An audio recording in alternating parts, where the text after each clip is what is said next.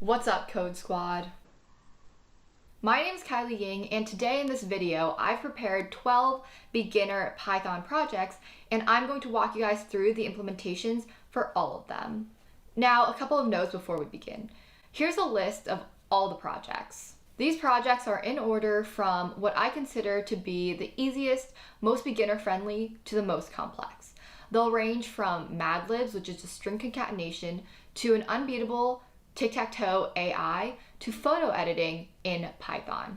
In addition, you might see me make a few mistakes, run into a few bugs during these tutorials. The reason why I decided to leave these in there is because I think it's a very important skill to know how to go back and fix your mistakes, because everybody inevitably makes mistakes.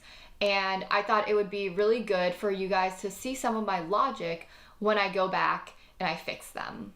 And of course, if you guys are interested in more, be sure to subscribe to my YouTube channel, Kylie Ying, for coding projects and just fun computer science related topics. Follow me on Twitch, Kylie Ying, for live streams of unedited coding sessions. And follow me on Instagram and Twitter at Kylie Y Ying. Okay, so let's get started. In a traditional Mad Lib, you would have a bunch of blanks in a paragraph, and you would have somebody fill out those blanks and then read the paragraph out loud with the words that they chose in those blanks. So we're going to recreate this project in Python using string concatenation. So let's talk a little bit about string concatenation. In other words, how do you put strings together? So suppose we want to create a string that says subscribe to blank, and this blank is going to be a YouTuber. So we can create a variable, YouTuber, and this is going to be some string. So there are a few ways to create the string that says subscribe to the YouTuber. One way to do it is we can have the string subscribe to, and then we can concatenate it with YouTuber by just adding a plus sign. The second way is to have a string subscribe to, and then have these curly braces. And what we can do is we can call string.format YouTuber. And what this is going to do, it's going to put the YouTuber, whatever the value of YouTuber is, into where the curly braces are in that string. And now the third method, and what I think is the most straightforward, is called an F string. And in an F string, we can define this F string by just prepending an F in front of the string. And then we can say subscribe to, and then the curly braces. And then directly in the curly braces, we can add the variable name, YouTuber. So with an empty string, let's try running this real fast, just to check that there are no errors and they all turn out to be the same thing. So let's open terminal and run this script. So here we see subscribe to blank 3 times. No errors. Okay, everything looks good. So now let's try what the YouTuber actually filled out to some string. Let's just try Kylie Ying. So let's run this again, and you'll see that now all 3 of these print statements say subscribe to Kylie Ying. And so for the sake of this Mad Lib, we're going to use the last one, the F string, just because I think that's the cleanest way to express string concatenation. Okay, so starting this Mad Lib, so first we're just going to assign Mad Lib variable equals and then an F string. So let's say computer programming is so blank, where blank is some adjective. And now we have to define this variable adjective. So we can say adjective equals input. So here we're going to get a user input, and let's do adjective as the prompt. It makes me so excited all the time because I love to blank. Let's make that a verb. And this break right here, this is just saying, this is telling Python, hey, this string has gone on to the next line. That's all that little slash there is. Stay hydrated, and verb 2, like you are, and let's make this a famous person, exclamation mark. Okay, so let's just use that example right there. And now don't forget to define these variables, verb 1, verb 2, and famous person. So up here we're going to say verb 1 equals input, and the prompt is just going to be verb because all we want is a user to input some verb. And now verb 2 is going to be the same thing, but instead verb 2 will be the name of the variable. And then famous person, again, equals input. So we're getting user input. And we're going to say famous person as the prompt. Okay, so I actually have to remove this space. And then at the end, we have to print the Mad Lib to show the user. So that's it though. Now we can run this code. All right, so adjective, let's do amazing. Verb, how about skydive? And then another verb, jump. And a famous person, Captain America. Okay, so our Mad Lib is computer programming is so amazing. It makes me so excited all the time because I love to skydive. Stay hydrated and jump like you are Captain America. And so yeah, there you have it. That's Mad Lib in Python.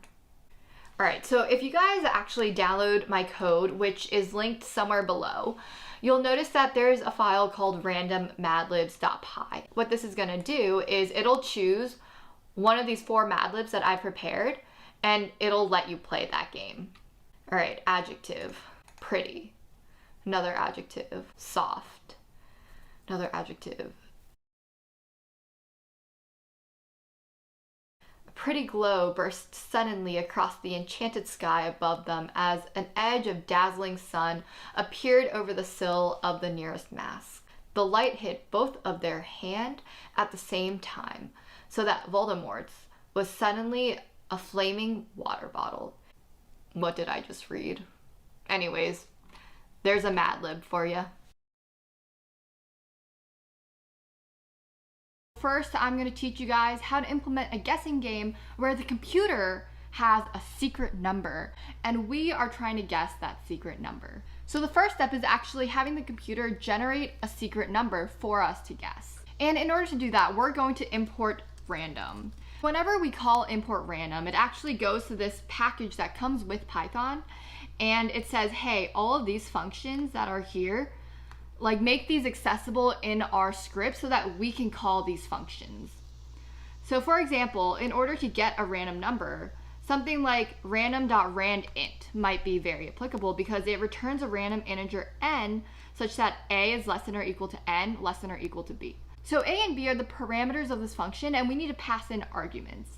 I'm going to define a function, and I'm going to define this function, let's say, guess. I'm going to make x a parameter so that we can pass that into this random get number function. So first we need to get the random number.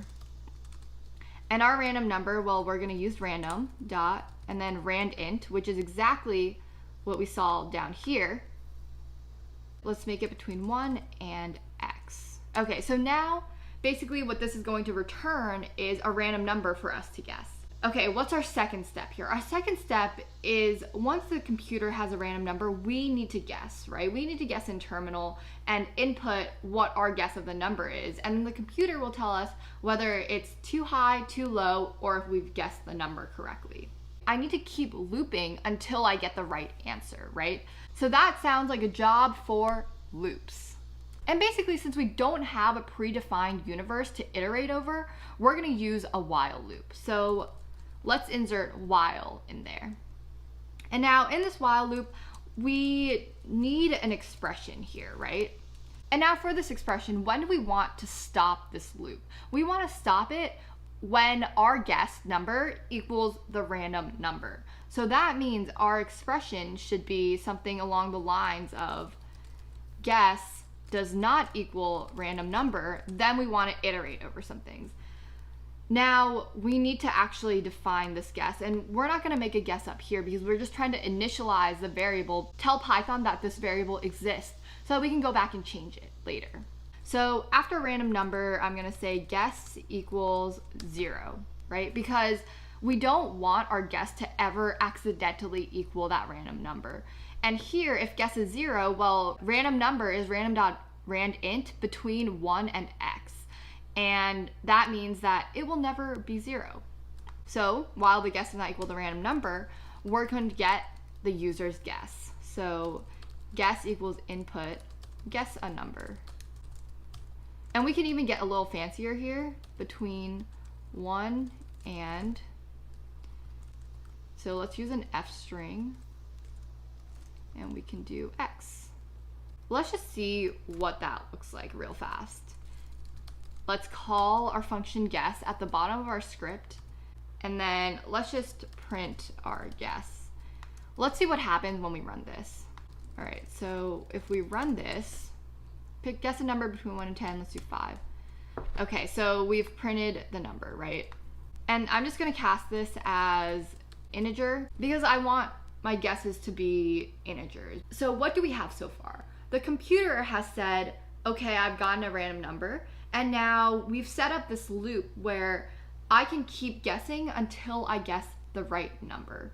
But that's no fun, right? We kind of want the computer to give us some feedback, give us some clues into what's right and what's wrong. So that means that I'm gonna use some if statements, and these if statements are gonna tell me, hey, you're kind of high, kind of low, or, oh, maybe you've gotten it.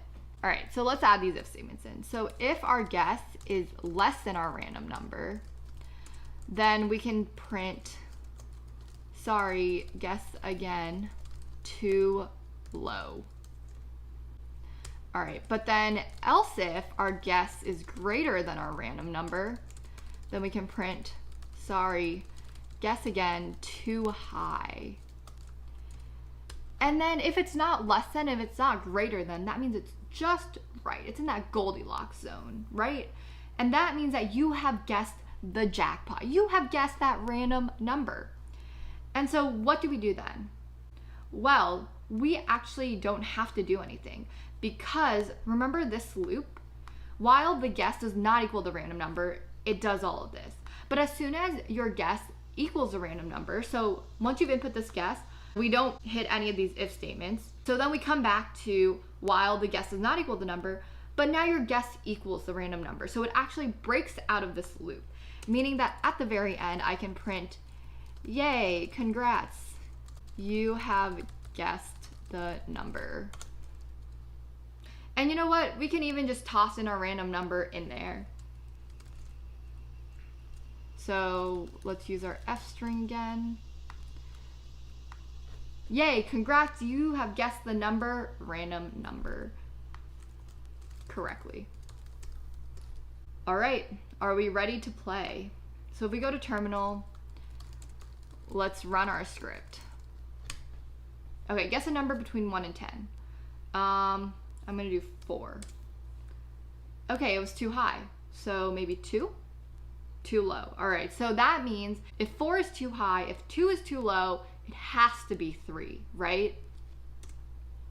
Wow, look at that. I've guessed the number 3 correctly. Woo!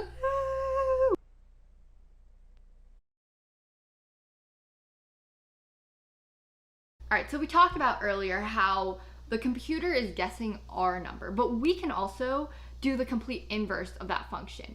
We can come up with a secret number and we can have the computer try to guess it. So now I'm going to create a new function called computer guess of x. All right, and in this function, let's think about what we actually have to do. So I have a secret number and I'm not going to tell the computer what the secret number is, right? That basically means the computer has a range of numbers to work with, a minimum and a maximum, a low and a high. Okay, so that means let's set the low and the high initially because we know what that is without even having to loop over anything. So I'm going to say low, the lower bound is 1 and the high is x because we do have that entire range between 1 and x to work with initially until the user can provide some feedback. We need to be able to tell the computer if it's too high, too low, or if they've guessed correctly, which means that let's initialize a feedback variable. All right, feedback.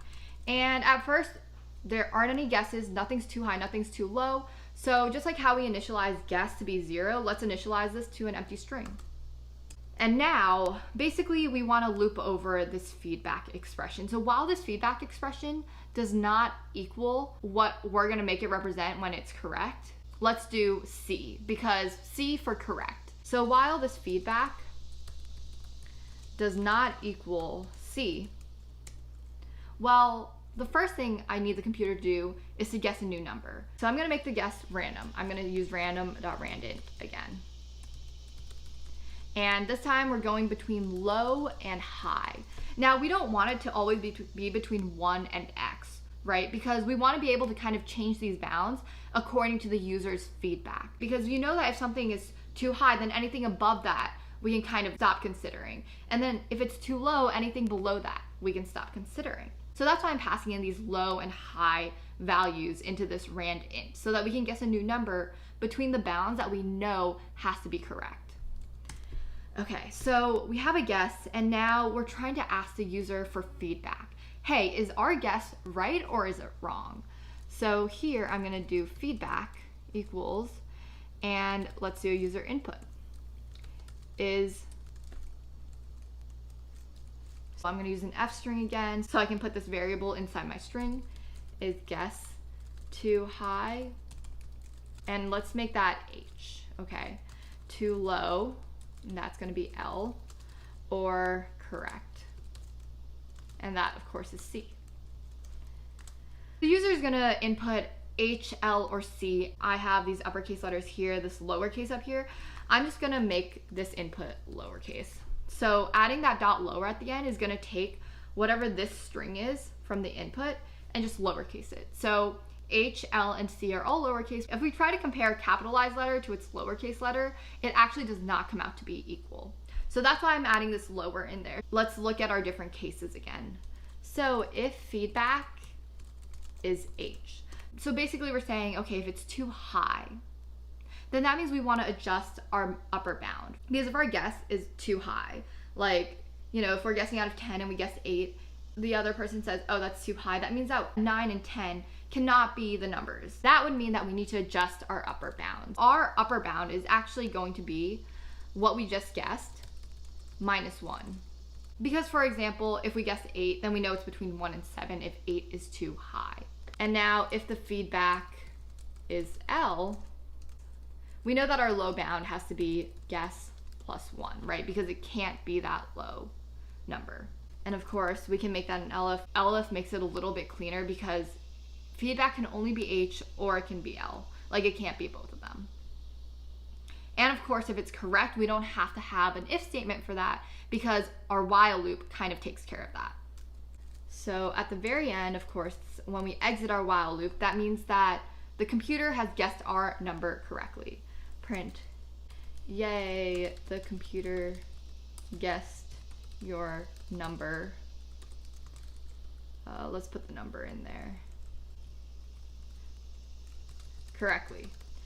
And so I'm gonna put guess in this f string because, so that means that outside of this for loop, this variable guess is actually the last thing that the computer had guessed, which means that, you know, if it's correct, then that is our secret number.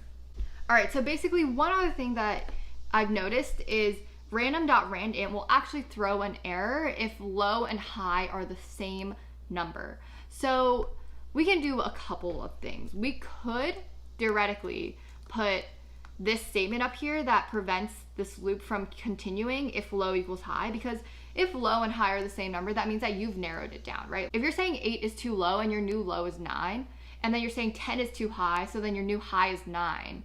Well, that means that the computer has actually narrowed down the number to 9. But if we break too early, so if we're saying and low does not equal high, then we don't actually iterate over this loop when our low is 9 and our high is 9, right? We just break and we say, oh, the computer guessed your number correctly. But the thing is, we actually want the user to say that the computer has chosen it correctly.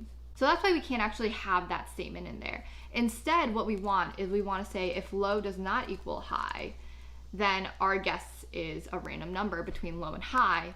Otherwise, so this means if low does equal high, otherwise our guess is equal to one of them. So let's just say low. I mean, it doesn't really matter. This could also be high because low equal to high. All right, so then our feedback actually puts this number into here and it prompts the user to say, hey, that's right. So then at the very end, we're saying, okay, the computer guessed your number, guess correctly. All right, let's try this. 5, oh shoot, I need to come, let's say our new secret number is 6. So that's too low. 7, oh, that's too high. 6, okay, that's correct, yay. And you know, we can even play this with like 1,000. All right, so for our secret number, let's actually do the price of Ethereum, which is approximately 392. Okay, so Python 3 main.py. 640, that's too high, too low, too high, too low, too high, close, we're getting closer. Ooh, 393, that's a little bit too high, too low, 392. Woohoo! The computer guessed our number correctly. Look at that. The computer has guessed our number correctly. All right, so that's it. Just using some functions and some while loops, we were actually able to get our computer to guess our random number and for us to be able to guess our computer's random number. So now when we're bored, we can play this guessing game. Woohoo!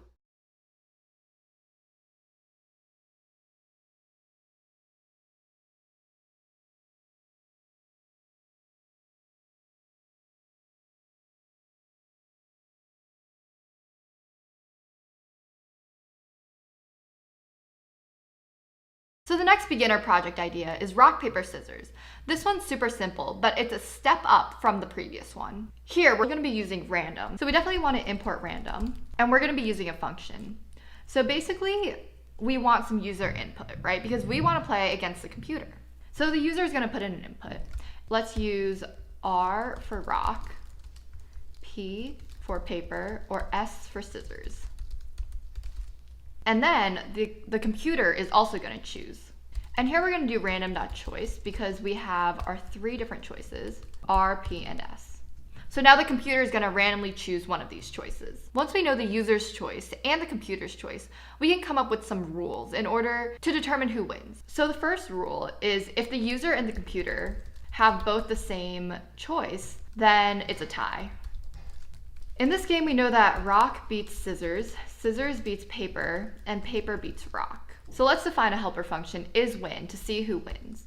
And here I'm gonna say player versus opponent. And this will return true if the player wins. And now we're just gonna use this little rule that we had to see. So if the player is rock and the opponent is scissors, or if the player is scissors and the opponent paper, or, so now we have 3 conditions, right? Or the player is paper and the opponent is rock, then we know that the player has won. So we're gonna return true. So now we're gonna ask up here if the user has won. So isWin user or computer. So the computer is the opponent and the user is the player. Then return you won. Actually, we're gonna return it's a tie up here. And then otherwise, we're just gonna return you lost. Because if the computer won, then we lost. Here, you'll notice that I don't have an if statement before this last return. And the reason for that is because if you've already passed these 2 cases, then after each of these cases, the function ends right here. Or in this case, if you won, then it ends right here. The only way that we can ever reach this line is if we didn't go through any of these, which is the same, it just saves you an extra line of code. Instead of saying else, or instead of saying if isWin computer comma user. Because the only way we get to this line is if this is true. So we don't even need that line. So here we're gonna print play. And here I'm actually gonna add a line break and say, what's your choice?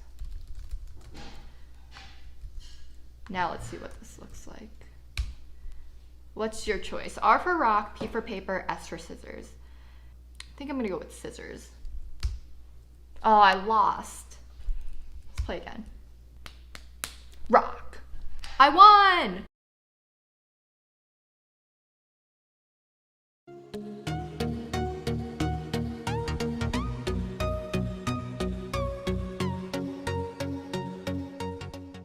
So the first thing that we have to do for Hangman is we have to choose a random English word. So I actually went on Stack Overflow and I found this very relevant question, how to pick a random English word from a list. And if you scroll down a little bit, there's this like JSON file that's linked. So I'm just gonna click on that. And when I open it, there's all of this text. And basically what this is it's just a very long list of words that we can use for Hangman. So I can copy and paste this entire list of English words into a Python file, and I can assign it to the variable words, which we can use in our Hangman game later. So now I can open a Hangman file, and I know that I want to be able to choose randomly from this word list, so I'm going to import random. And then also, I know that I want the word list that I just made, and I called my file words.py. So in my Hangman file, I'm going to say from words, which is words.py, import words. And that second words is just this variable words. So now if I print out words in my Hangman file, I would be able to get that entire list of words that I just copy and pasted. So the first step in actually getting our computer to play Hangman with us is the computer has to figure out a word for us to guess.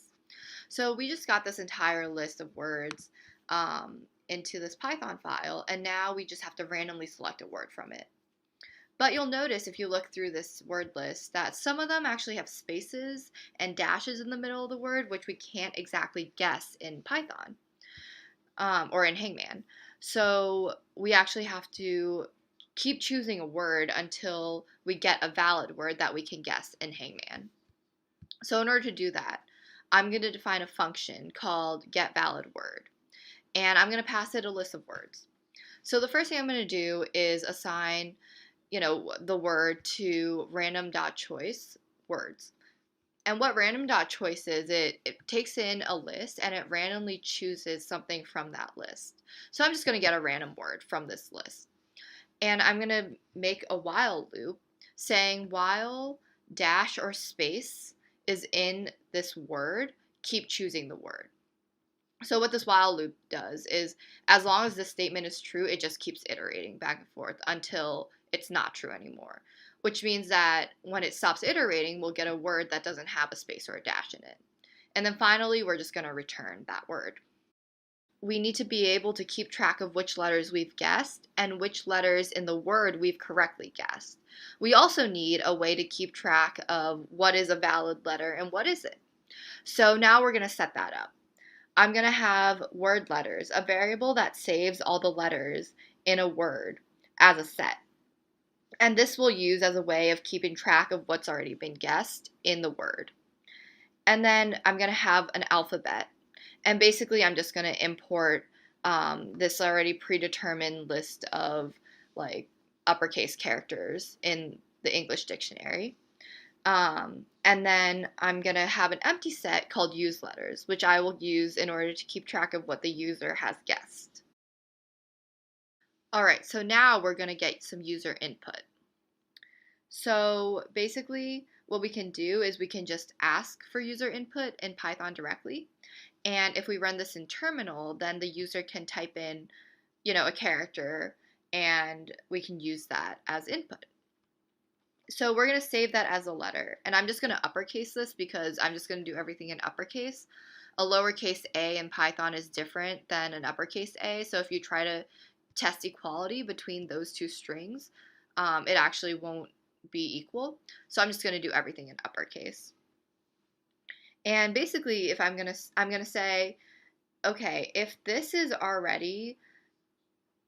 a valid character in the alphabet that I haven't used yet, then I'm going to add this to my use letters set.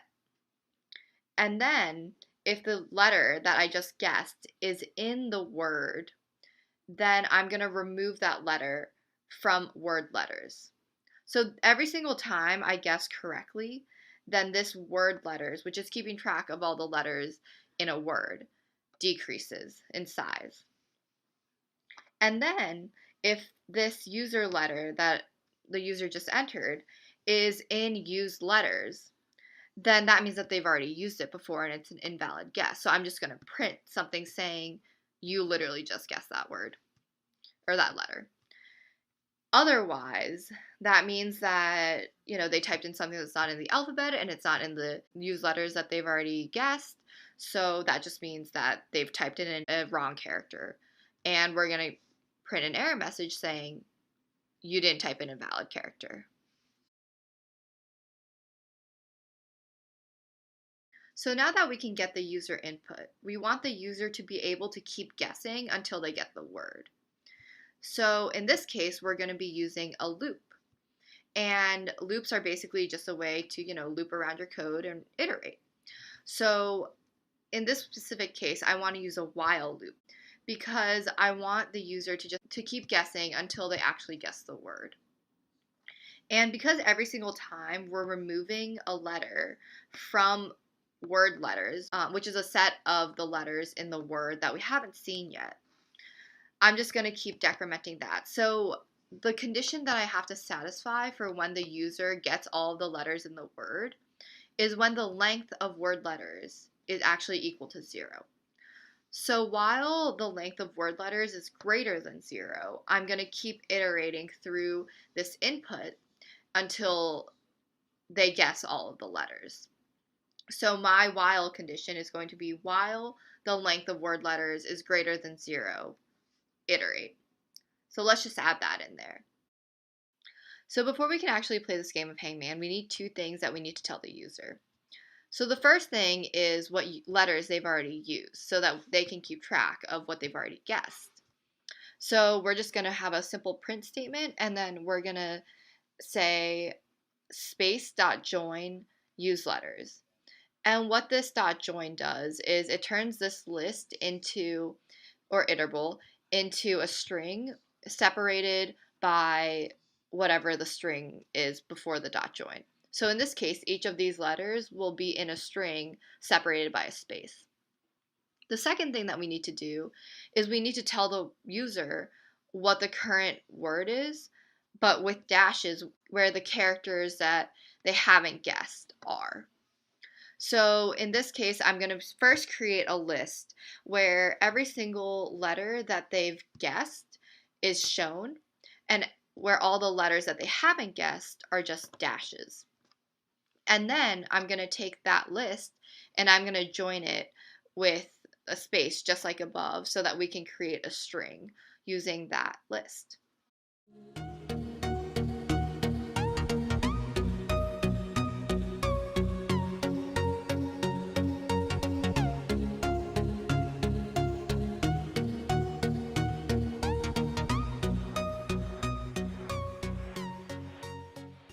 In that game, I literally could have guessed as many times as I wanted to. So let's make this a little bit more fun.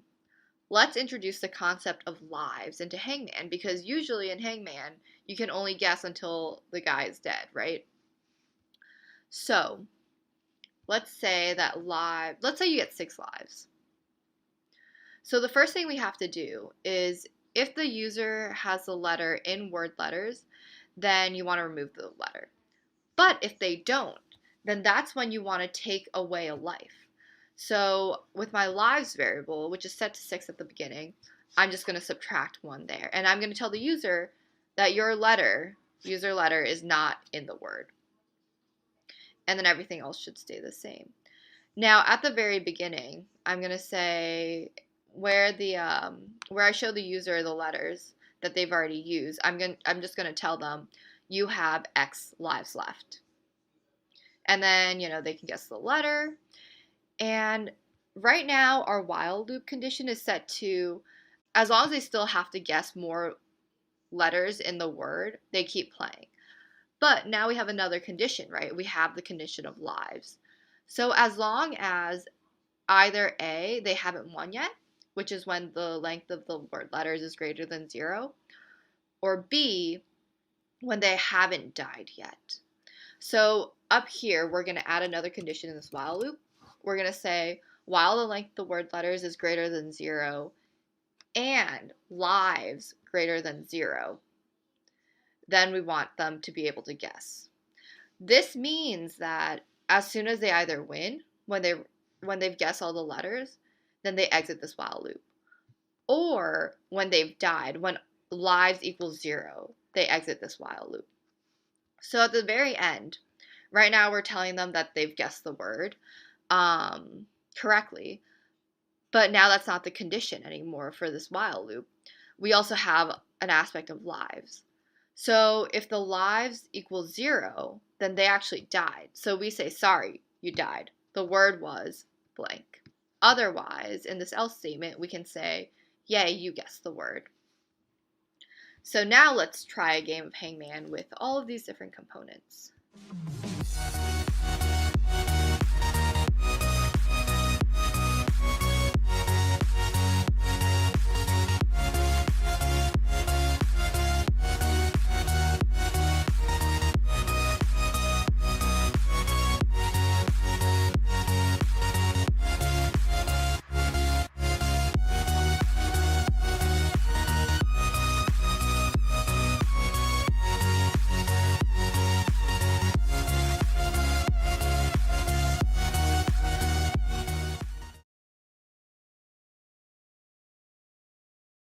Now we're going to create a command line version of tic-tac-toe with various types of players.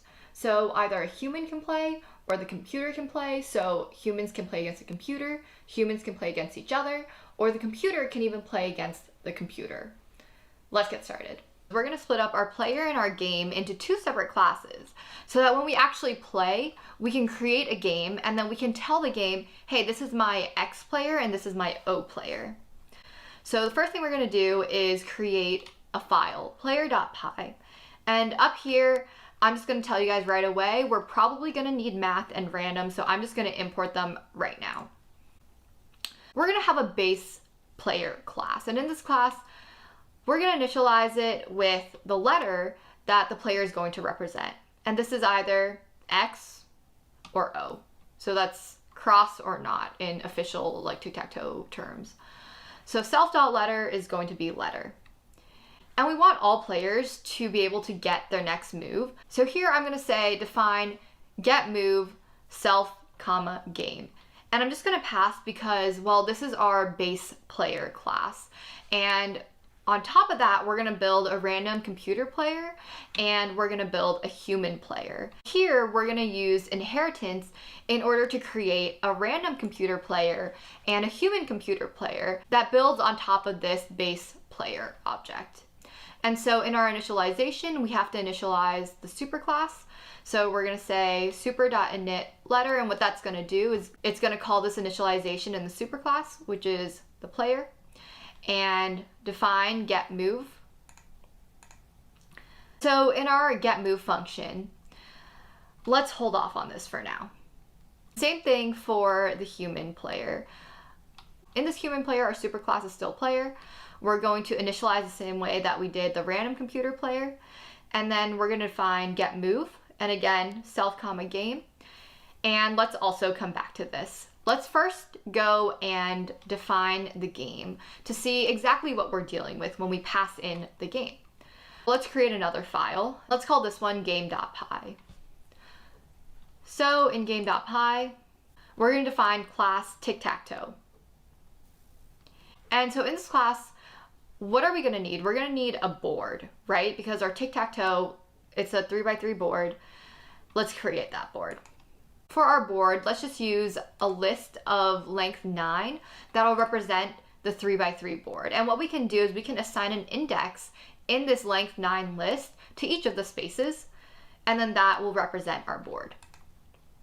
What I'm also going to do is I'm going to have this variable self.currentWinner that will keep track of whether or not there is a current winner in this game, and if there is, who is it? Well, let's first of all be able to print the board, right? We're going to want to see like what's in this board. So for each row, and here let's split this up into the rows. So self.board, this is indexing into our length 9 list, and then this I times 3.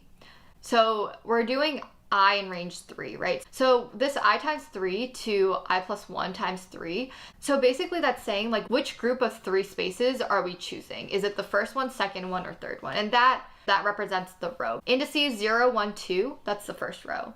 Indices 3, 4, 5, that's the second row. And then 6, 7, 8, that's the third row. For each row, what we're gonna do is we're gonna print, and these are just gonna be some separators. So let's add these, and then dot join row is just saying like join them in a string where the separator is this vertical line.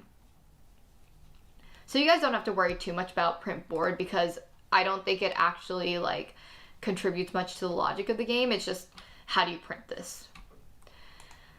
Okay, and then here for print board numbers, well, this is a static method because it doesn't relate to any specific board. We don't have to pass in a self. What this means is we're just going to print out which numbers correspond to which spot. And so for example, here you can see it's 0, 1, 2, etc.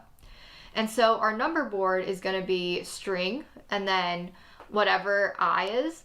For each I in range, again, this is a row, right? This number board might seem kind of scary, but if we think about this, for j in range 3, so that's j equals 0, 1, 2. Here, this range is j times 3 and then j plus 1 times 3. So this is the exact same range that we saw up here for each row. So what this is saying is essentially just give me what indices are in the rows for each of the rows. This is going to come out to like 0, 1, 2. That's one subarray. And then 3, 4, 5. That's another subarray. And then 6, 7, 8. We're going to concatenate these strings the same way that we did above in print board.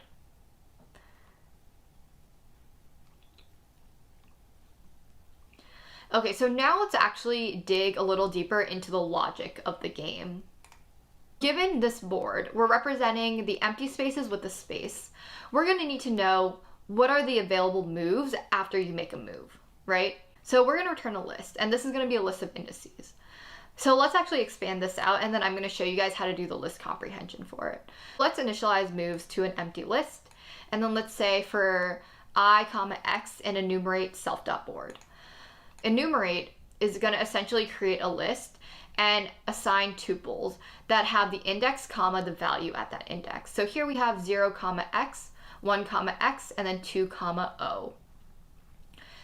In this for loop, we're going through each of these tuples and we're assigning the first item in the tuple to I, the second item to x. So we can say if x equals, actually let's call this spot, because that might be a little bit more intuitive. If spot equals space, then we know that this is an empty space and we know this is an available move. So we're going to append that index because we want to know which spaces are available. We're going to append the index of that spot to moves. And then at the end, we're going to return moves. And another way to write this is a list comprehension. And that would look something like this. I for I comma spot in enumerate self.board. If spot equals space. So this is essentially just condensing this entire for loop into a single line. It's saying for I comma spot and enumerating the board, if the spot is space, then put I into this list, and then we're going to return that entire list. Easy little one-liner, makes the code clean. Okay, so now that we have that function, let's define get move for our players. So the square that we're going to choose for the random computer player, well, we're literally going to just choose a random spot on the board that's empty. So let's just do random.choice, which is going to choose one thing in a list at random. And we're going to pass in game, which is our board, game.available moves. Again, it's just going to get a random valid spot. Okay, so the human player, we want the human to be able to choose a spot based on some input that we pass in through terminal. We want the user to keep iterating until they achieve a valid square. Initially, we're going to say valid square equals false, and then the value is none because the user hasn't input a value yet. Let's say while not valid square, so while valid square is false, our square is going to be input and then self.letter, so X or O player's turn, because we want the user to actually look at terminal and not get confused by whose turn it is. And input move 0 through 9. So what we're going to do is we're going to incorporate a series of checks to make sure that this is actually a valid number that we can put in. So here we're going to wrap it in a branch. So for the try, we're going to say value, so this val equals int of square. Remember, square is this input that the user has input. If we can't cast this to an integer, if we can't cast this to a number, so if they input like XYZ for square, it's going to raise an error when you try to cast it to an integer. And then the second part, if the value that they give you is not in game.available moves in the list of available moves, then we can raise a value error. And so essentially, if either one of these things goes wrong, then we know it's not valid, right? If we pass both of those, then we can say valid square equals true because it's valid. Then we're going to catch this value error, and we're going to say print invalid square, try again. And so then this is going to repeat the loop. We're going to get the input for the square again, and we're going to repeat this checker. At the very end, once we've gotten a valid square, we're going to return that value at the end. So that's going to be the human player's next move. Okay, so we have our player, so let's now continue working on our game so that we can start playing a game of tic-tac-toe. We have part of a representation of a tic-tac-toe board. In order to get the rest of the functions that we need, let's define a function called play outside of this class where we're passing in a game, an X player, an O player, and then I'm going to pass in this extra variable print game that's just going to be set to true or false, and if it's true, it'll print out all the steps. So this is like if you want to play against it. But later on, if we want the computer to play against itself or like a bunch of iterations, we don't need to see the computer print out every single game. So then we can toggle that to false. If we're printing the game, then we're going to say game.printBoard numbers, right? Because then we can see which numbers correspond to which spot. And the starting letter, let's just assign that X. I don't know if that's like what tic-tac-toe actually starts with, but we're just going to say X. All right, so now while the game still has empty squares, so while the game is still like incomplete, we're just gonna keep iterating, right? And we don't have to worry about the winner because the output of this play, let's just return the winner. We don't have to worry about continuing this loop because we'll break out of it with that return statement. So in order to check whether the game still has empty squares, let's create a function within the class called empty squares. Pass in self. And what we're going to do is we're going to check if there are any empty squares on the board. So we can just say return space in self.board. And space in self.board will become a Boolean. Empty squares will just return a Boolean of whether or not there are empty spaces in the board. And we might need to know the number of empty squares. So I'm just going to say, okay, we can return the length of available moves, which will return this list. And so we can just count how many empty spots there are. We could also say self.board.count because this is a list, self.board.count, and then just space. So that will count the number of spaces in the board. All right, so while there are empty squares, we want to get the move from the appropriate player. So if the letter equals O, then we're going to ask the O player to get move. And if it's not O, that means it's X, then we're going to ask the X player to get the move. All right, let's define a function to actually make a move now that we've gotten the player to get their next move. We go back up to our game and we say define make move. When we make a move, we need information about what square the user wants their move to be at and then what letter the player is. So we know like what to assign that square. If the move is valid, then we make the move and then we return true. If it's not a valid move, then we return false. Nothing should ever be an invalid move, but just in case. If self.board square is empty, so if this means if at that space on the board, nothing's there yet, then we assign that letter to that given square and we return true. If that doesn't pass, then we return false. Okay, so let's put this into our play loop. So if game.makeMove, so if this is valid, if we want to print the game, we're going to print letter makes a move to square blank and some square. Let's make an F string there. And we're going to say game.printBoard because we want to see a new representation of the board where this spot has now been claimed by this user.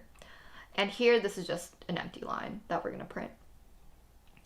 Okay, after we made our move, we need to alternate letters. So here we're going to assign letter equal to O if the old letter was X. Otherwise, we assign it to X. And this, basically a different way to rewrite this would just be if letter equals X, then the new letter is O. Otherwise, the new letter is X. That's exactly what we're doing here. We're just switching players. Okay, but wait. We're not actually checking anywhere if anybody won. So what if we won? If you think about it, the only time that you should win a game is like right after you make a move, right? If you won. If you won a game, you should win on that move.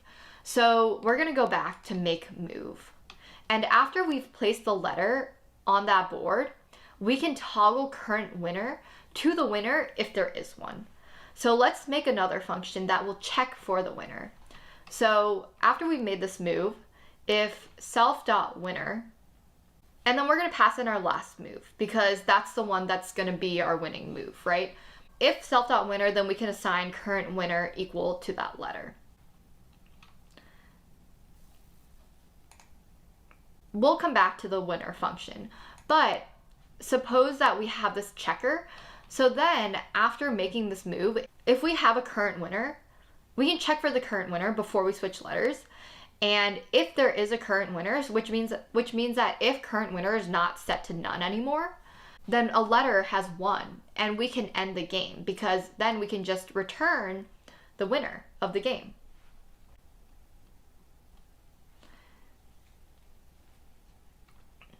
So in this game, we're going to return the winner if there is one, and if there isn't, then we're going to return none. So that means none is a tie. And we're going to return the letter of the winner. So here, if game.currentWinner, well, it was letter's turn, so we can just return letter. The letter that gave us the win. Okay, so then also let's just add in the none for a tie right now. So at the bottom, we can say if print game, then after this while loop is over, we can just print it's a tie.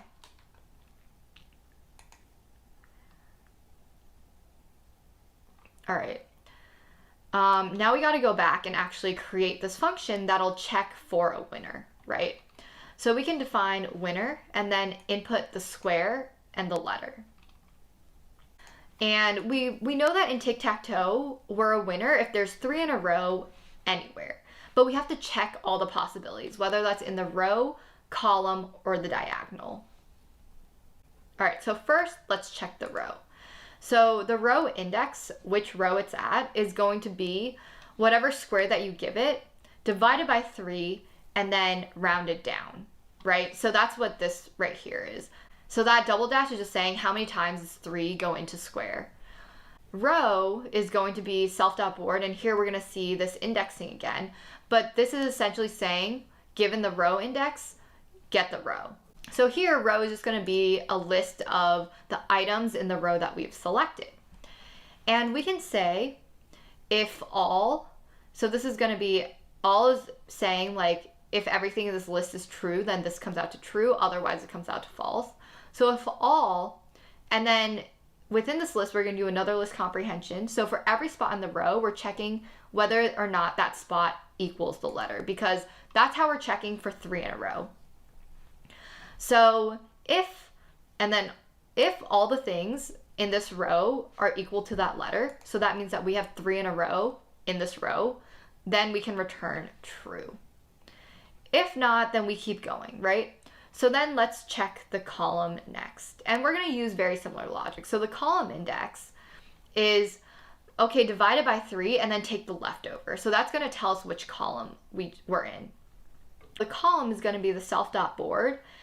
And here we're going to do another little indexing trick. But if we take the column index and then for every single row, so that's I, for every single row, if we add the column index, then we essentially get every single value in that column, right? And we're going to put that in a list. And that's going to be our column.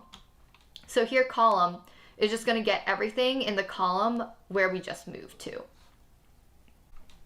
And again, just like above, we're going to use this if all checker, and instead of row, we're just going to replace it with column. So if everything in the column is equal to the letter, then we return true. Okay, so now finally, if that doesn't come out to true, we're going to check our diagonals. Intuitively, we can kind of see that the only way to win a diagonal is if you placed a move that was along a diagonal. Here, we're going to check if the square that we had just moved to is actually an even number, 0, 2, 4, 6, 8. And these are the only moves possible because these are the diagonal spaces. So if we assign 0, 1, 2 to the top row, 3, 4, 5, 6, 7, 8, it's pretty easy to see that the top left is 0, the middle is 4, and the bottom right is 8. And then the other diagonal would be 2, 4, and 6. So that's why here we're checking if the square is divisible by 2, so that's basically saying it's even, then this diagonal 1, we're going to say for I in 0, 4, 8. So this is the top left to bottom right diagonal. So we're going to put the things in the board that correspond to 0, 4, and 8 into this diagonal 1. And then same thing for diagonal 2, but instead it's 2, 4, and 6. So this is the top right to the bottom left diagonal. And once again, we're going to use this if checker and say if every single spot equals the letter in the diagonal, so diagonal 1, return true. And again, for this diagonal 2, if every single spot equals the letter in diagonal 2, we're going to return true. And at the very end, if all of these checks fail, then we don't have a winner, so we return false. So yeah, that's our tic-tac-toe game right there. And so now let's actually play this game. So if name equals main, first we're going to make the X player equal to human player and assign it the letter X. So actually at the very top, we have to go back and we have to import human player and random computer player from our player file. Otherwise, this game.py file has no idea what's in player.py. But if we add in this like import at the top, then we actually get our human player and we get our random computer player.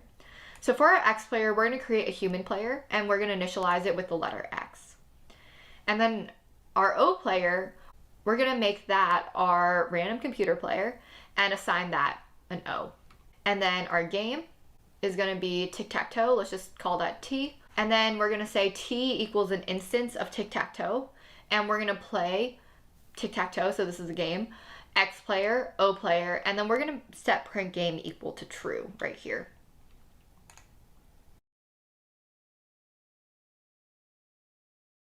All right, so let's pull up a terminal and let's play a game. So Python 3 game.py. All right, so first I want to move to 4 because I want to be in the middle. Okay, it's saying it's a tie. That's weird. But O makes a move to square 7. Let's try to go fix this. It's a tie. So if we go back into our loop, we actually see that print it's a tie is still within this while loop, and that's not right. What we need to do is actually unindent it to make it fall outside the while loop. So it's only after there are no more available spots, which means that there is a tie, are we going to print it's a tie. First, we're going to go again to square 4. O is making a move to square 5. Okay. So I actually don't like how as soon as I said, okay, go to 4, the computer just like print out its move immediately.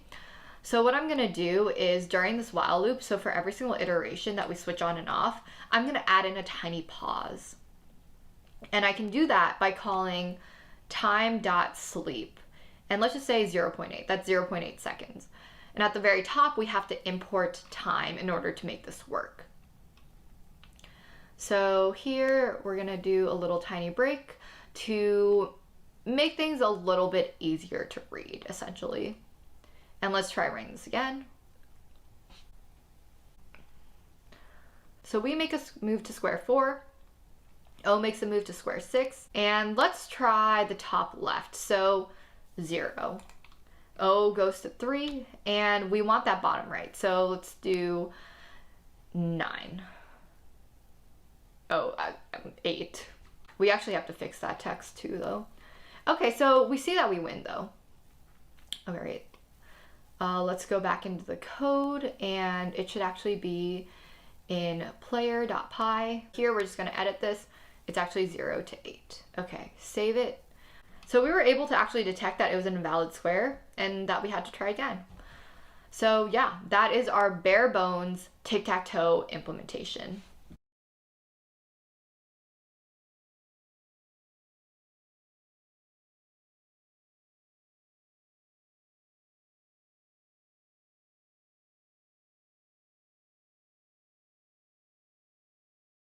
All right, so we created a game of tic-tac-toe in Python, and we created a human player, and we created a random computer player.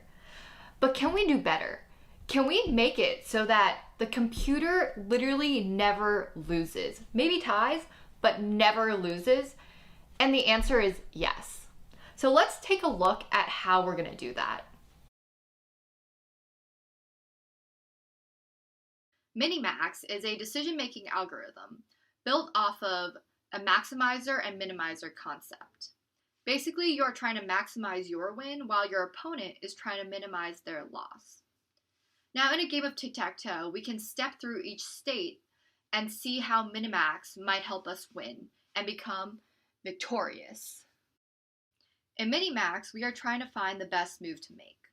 We can determine this by trying out all the moves and figuring out which one is the most optimal through something called a utility function, which is basically a measurement of how valuable the final result in that tree is. Now let's take a look at an example using a partially completed game of tic-tac-toe. So in this current board, it's X's turn. And obviously the goal is to maximize X since we want to win. So the first step is to put down an X in every single possible potential move. You'll notice that in the middle, we actually won the game because we formed 3 in a row. Now let's talk about this utility function for a little bit. Since we want to win, we want our utility to be positive since this is a positive value to us. Now, in addition, I have this factor of 3 because I want to win in as little steps as possible. So how I got this number is I took the remaining squares on the board and added 1, so that if you did win, you still ended up with a positive value and not 0. And then I multiplied it by either +1 or -1, depending on who the winner was. So for example, if O had actually won in this situation with 2 squares left, then I would have done -1 times 2 + 1, 3, which is -3. So moving on from there, we want to map out all of the possible scenarios of gameplay. So continuing this tree, we have this layer and then this layer until the board is filled or until somebody has won. Now let's add the utility function for all of these. Since O won on the left, we're going to do -1 times 1 + 1, since there's 1 square left, which gives us -2. In the second one, nobody wins and it's a draw, so the value is just 0.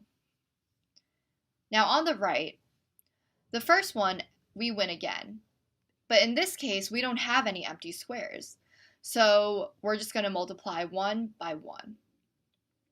And then on the far right, it's a draw again, so we have a value of 0. Now that we have these utility values, we can propagate them back up to find the most optimal path to take. So at the very bottom level, we have a maximizer function because it's X's turn. There's actually no decision to be made in the bottom row because there's only one option, one path to take. In the second row, it's O's turn, and we assume that O will be taking their most optimal path, which means that we want to minimize the value that O has. And in this case, on the left-hand side, it's between -2 and 0. And since -2 is less than 0, the left gets assigned a utility value of -2. The middle is still 3 because there's no additional options after that. And on the far right, we're choosing between 1 and 0. And since 0 is less than 1, the far right has a utility of 0. In the next stage, it's back to X's turn, and we want to maximize X. Between -2, 3, and 0, obviously 3 is a maximum, so we would choose that middle path. So now we know what the most optimal solution is in order to win in the least number of steps possible.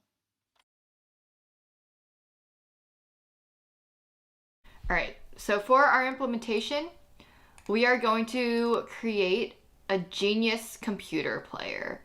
And this, of course, is going to take player as a superclass once again.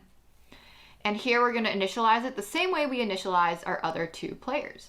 So in our unbeatable computer player, we also want to get move. And get move is where all the magic is going to happen. At the very beginning, if all the spaces are available, let's just say grab a random spot and just go there. So we're just randomly going to choose one.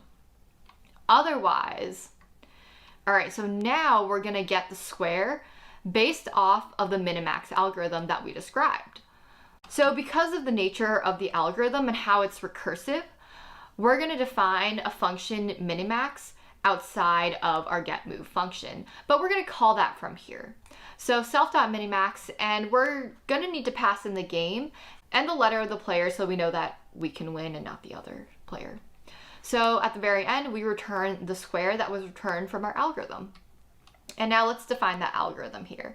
So define minimax, and then self, comma, state, comma, player. So the reason why I wanted to call this state and not game was because at every single iteration of minimax, we pass in a representation, a screenshot of the game in that state. So I'm just calling it state. It's just a variable name. You could call it S, you could call it game, you could call it whatever.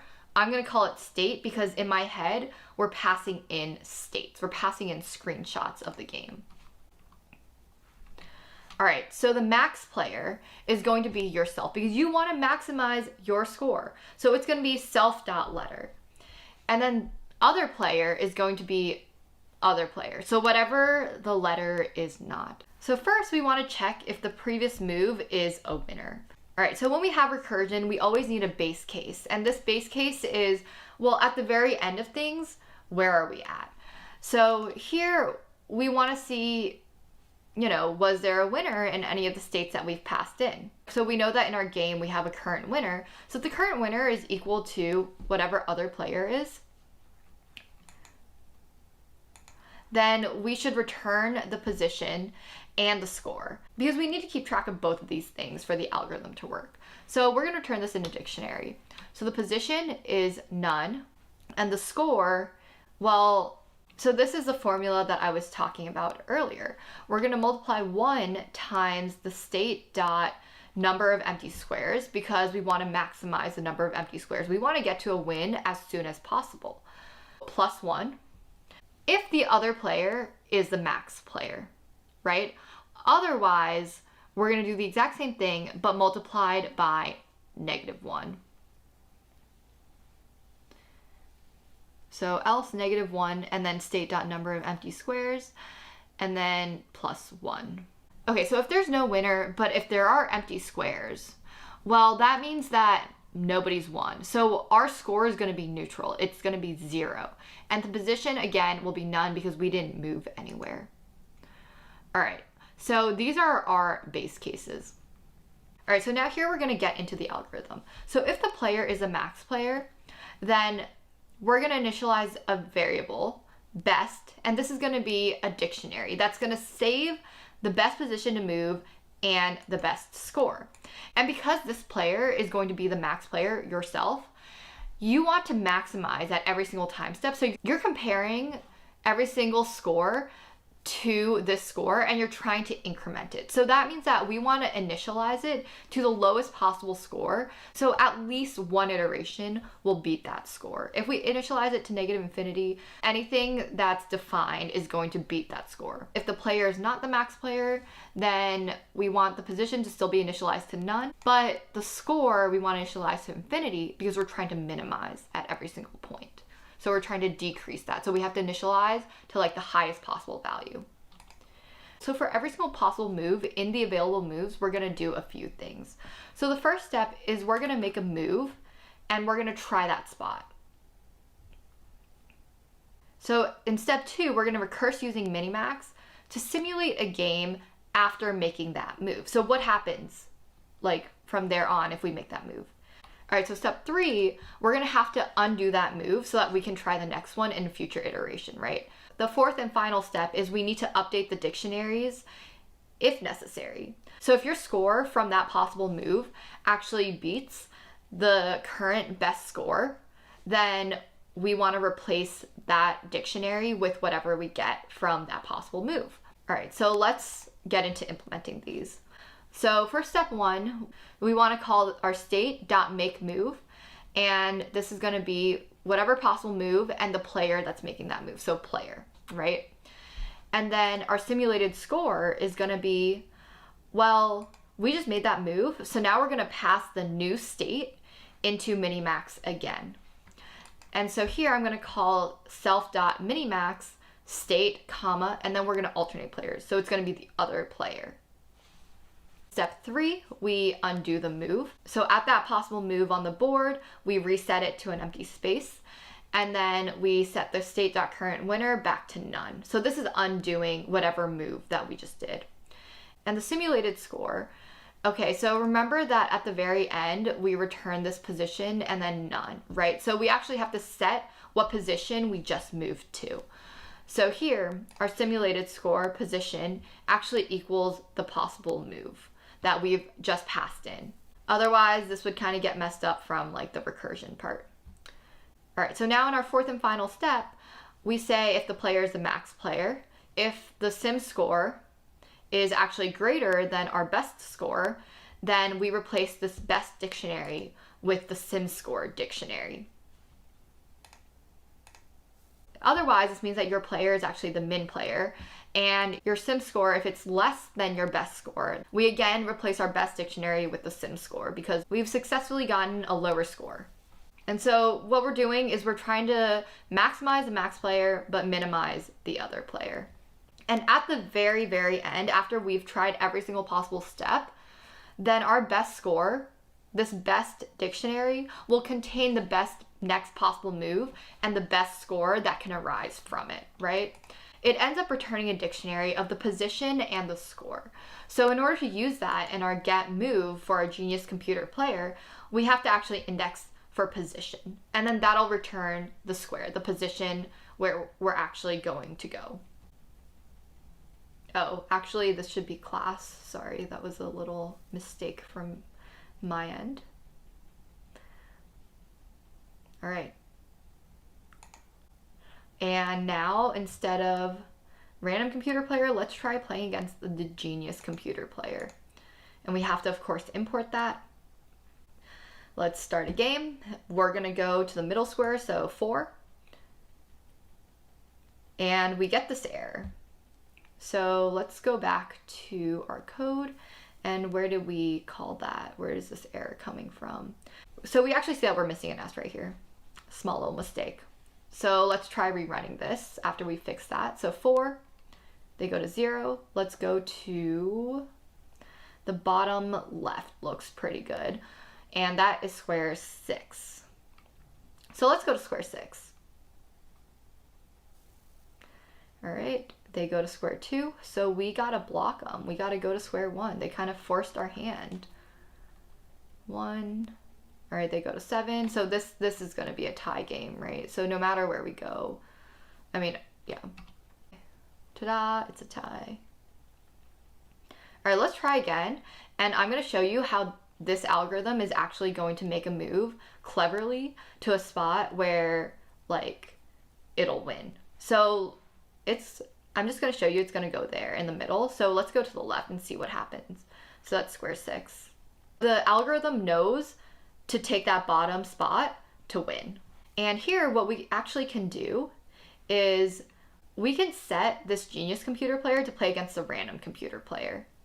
And what I'm gonna do is actually turn print game to false and make this play a bunch of times. So we're gonna keep track of number of X wins, O wins, and ties. And then we're gonna say like, let's run this 1,000 times. Remember that play passes back whoever wins, right? All right, so I'm actually gonna put this time.sleep in print game. Otherwise it's gonna be it's gonna slow it down unnecessarily. So at the very end, our result is gonna be whatever play spits out because that's the winner. So if the result is X, then we're gonna increment X wins, plus equals 1. If the result is O, then we're going to increment O wins by 1. And then now if it's none, so that means X doesn't win, O doesn't win, then we're gonna increment ties by 1. And then at the very end, we're gonna print like who won what, right? So after 1,000 iterations, we see X wins, X wins. we see O wins, and then we see ties, number of ties. All right. Let's try running this 1,000 times. This actually takes a while to run, so let's do a little bit of magic called video editing. And bam, we see that after 1,000 iterations, we see 0x wins, 793 O wins, and 207 ties. And you can run this with the human, with the random computer player as X or O, but if you're playing against a genius computer player, you will realize that it never loses. It only wins and it only ties, but it never loses. You can run this with like a million iterations and it will not lose.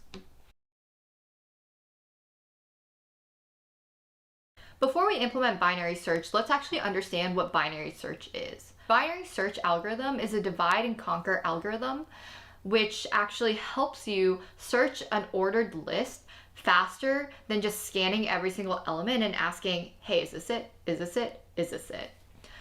And what I mean by divide and conquer is that binary search essentially works like this. Assume that we have some list of ordered elements from least to greatest. And we're trying to see if this target is in the list, and if it is, then return the index of where it is. So essentially we're searching this list for this target. So what we can do in binary search is we can go to that middle element of this list and we can ask, hey, is the target equal, less than, or greater than this middle element? If it's equal to, then well, we've found it, right?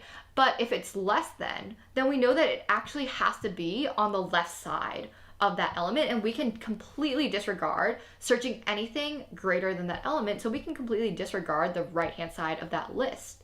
And now vice versa, if it's greater than that middle element, then we only have to search the right half of the list. And now, again, we can reiterate on that one section. So we divide and then we conquer that one section. So in that left side, let's say that our target is smaller than. So let's say our target is 7 and 7 is less than 15. So on that left-hand side, what we can do is we can redo the exact same thing. Take the middle of that left-hand side. Our target, is it less than, greater than, or equal to? If it's equal to, we're done, we found it. If it's less than, again, we look at the left-hand side. If it's greater than, then we look at the right-hand side, but up to that middle point where we've already checked, because we're limiting ourselves to that left-hand side of the array. Let's say that our target is actually greater than this next middle. And so then we look again on that right-hand side of the array, and you can imagine how with a really, really big array, we keep dividing it in half every single time, because eventually it'll either be the midpoint of a bigger array, or we'll come down to like a subarray of like size 1, and then we found our element there. So in this project, I'm actually going to prove that binary search is faster than naive search. And by naive search, I just mean you're iterating through the entire list and you're asking, hey, does this value equal our target? What about here, here, here, here, here, and so on. And so you're basically asking every single element until you hit whatever your target is. So in naive search, we're scanning the entire list, asking if it's equal to the target. If it is, then we return the index. If not, then we return -1. So let's define naive search. We're going to give it a list L and a target. So for I in range length L, so for every single index, if L at that index is the target, then we return that index. Otherwise, we've gone through the entire list, nothing's there, we return -1. For example, our L could be 1, 3, 10, 12, right? And if 10 is our target, then we're saying, okay, for the first I, so if I equals 0, our element number is 1, that does not equal the target, keep going. So then 3, does 3 equal target? No, keep going. All right, so now we're at index 2. Okay, well 10 equals the target, so we return 2. And if it's not in there, then we end up returning -1 at the very end. Okay. So then binary search uses, again, divide and conquer. So we will leverage the fact that our list is sorted in order to make our search faster. So let's define binary search and then give it, again, a list L and a target. All right. So here I'm going to provide another example, and I'm actually going to add one more element in here, so it's one longer than our previous example. So 1, 3, 5, 10, 12. And let's say we're searching for 10 again. And so here we're just saying, okay, it should return 3, index 3, because 10 is at index 3. So the first thing that we have to do is we have to find our midpoint. So our midpoint is going to be the length of this list and then divided by 2, but rounded down. And this double dash here, this means how many times does 2 go into length, right? So that's going to give us approximately the index of the midpoint. So now if L at this midpoint, so if this list at the midpoint is equal to the target, then we can return that midpoint right there because that's our index. Now, if the target is less than the value at that midpoint, so our target's 10, our value's 5. So this is comparing 10 less than 5, right? Which is not true. But if it were, again, this is saying like chop off half of the list and iterate over only one section of it. So we're going to recurse. So we're going to use binary search again on that one section that we're given, which here would be 1, 3 if this statement had been true. So again, we're going to have to pass in some list, and I'm just going to leave this as L for now. We have to divide it. We're not dividing anything right now, but I'll get back to it. So then in the else statement, well, this means that the target has to be greater than whatever value is at that midpoint. So we only check what's to the right of it, right? So then we do another binary search. All right, now these two, I told you guys I would get back to the fact that we're going to divide it in a bit. And what we can do is we could theoretically say, okay, actually just pass in that half of the array. So we could index L so that it's the left or right hand side, but then we just have to add the index back in. Another way is that we can add in low and high into our binary search. And these are going to be the lowest indices to the highest indices that we search. And then here, when we recurse, we can say the low is equal to the current low, but the new high is going to be the midpoint minus 1.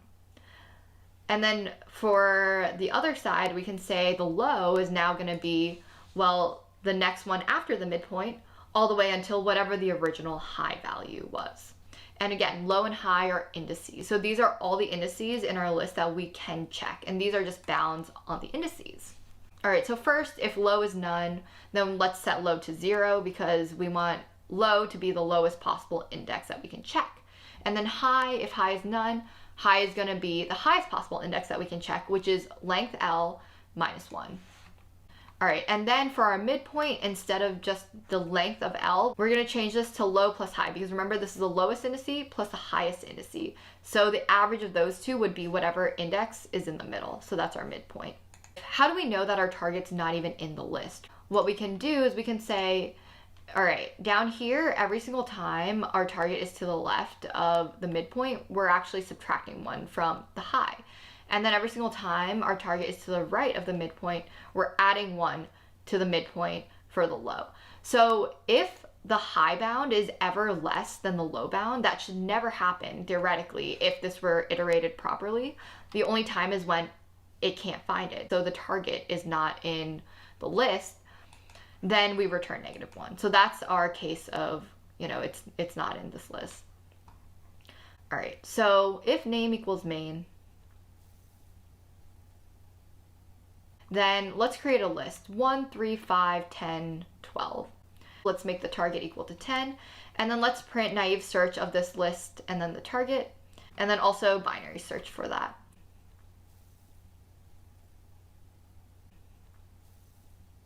All right, opening terminal, let's run this script. And we see both of them return 3. All right, now let's do a little bit of timing analysis to show you guys that it actually works to not check the entire list.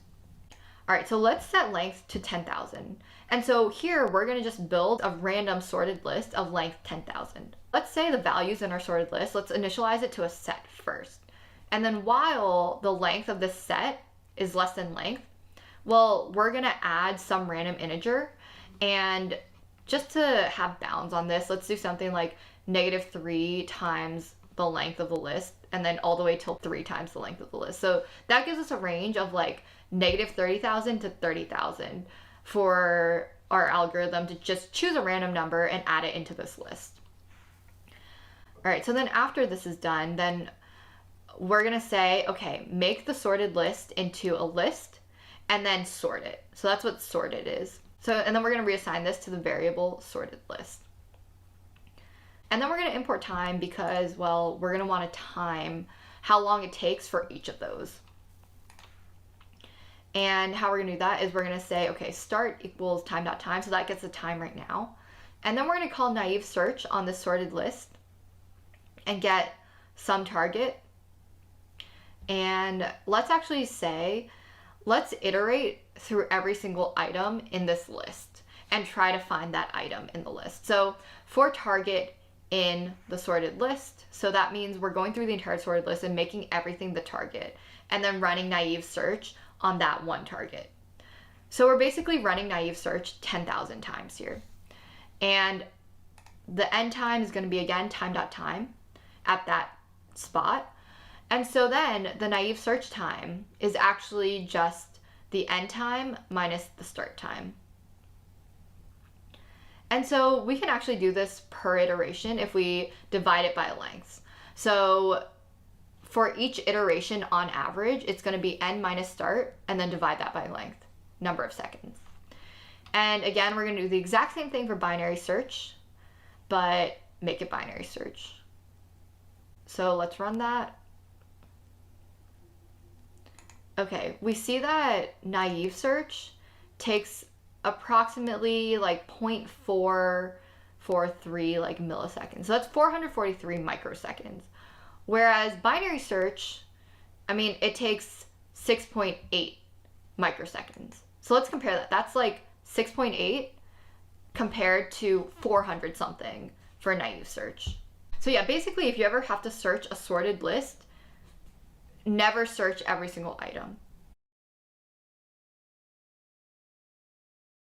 I'm going to be showing you guys how to build a command line version of Minesweeper that looks something like this.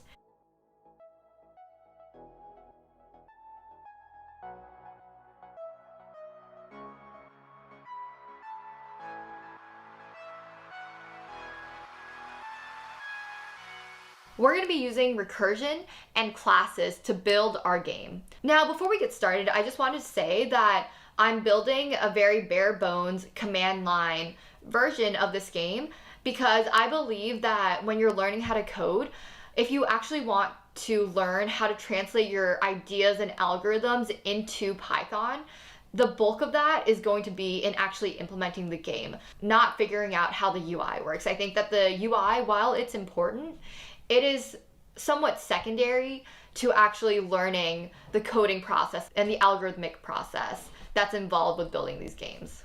Let's start off by defining the play function. So here, our goal of this function is to play the game. So we're going to define play, pass in a dimension size, which is going to be the size of the board, and the number of bombs on the board. All right, so in step 1, we're going to create the board and plant the bombs. In step 2, we're going to show the user the board and ask them where they want to go. And now step 3, well, if the location is a bomb, then we show the game over message because they just dug where there was a bomb. But if the location is not a bomb, then we dig recursively until each square is at least next to a bomb, right? So you think about how Minesweeper works. If you dig somewhere and it's empty and everything around it is empty, then you keep digging until you get to a number. And that number represents that that square is next to a bomb. And then in step 4, we repeat steps 2 and 3 until there are no more places to dig. And then we've achieved victory. All right, so right now we're just gonna say pass because we'll get back to this function. Okay, so let's take advantage of our object-oriented programming tools that we have in Python, and let's create a board object to represent the Minesweeper game. So this is where we can say, create a new object, or dig here, or render this game for this object. Let's define a class called board. And here we're going to initialize it with the dimension size and the number of boards. So let's keep track of these parameters because they're going to be helpful later on. So let's assign self.dimension size, dim size, to the dimension size that was passed in, and then self.number of bombs to the number of bombs that was passed in. And then we're going to create the board, but let's get back to that. And at the very end, we're going to initialize a set to keep track of which locations we've uncovered, which locations we've dug in, where the user has gone. So self.dug is going to be an empty set. Okay, and then let's create the board. So let's actually use a helper function. So self.board equals self.makeNewBoards. And here we're going to plant the bombs too. So let's define that. All right, so we're going to define make new board, pass in self, and basically this is going to construct a new board based on the dimension size and the number of bombs that we pass in. And there are a bunch of different representations that we can use. That can be like a list of lists where each sublist is just a row of this board. So here we're going to generate a new board. This board is going to equal, it's going to be none, and then repeat that dimension size number of times because that's how long we want this list to be. And then we're going to have dimension size number of these lists so that we can get a square board. And so this creates an array that looks something like this. It's just going to be a board where it's none, none, none, none, none, etc. for our whatever dimension size that we define it. So then next we have to plant the bombs. So here we're going to say bombs planted equals 0. We're just going to use a while loop. And we can say while bombs planted is less than self.number of bombs, we can pick a random location for the bomb, right? So let's actually go up here and let's import random.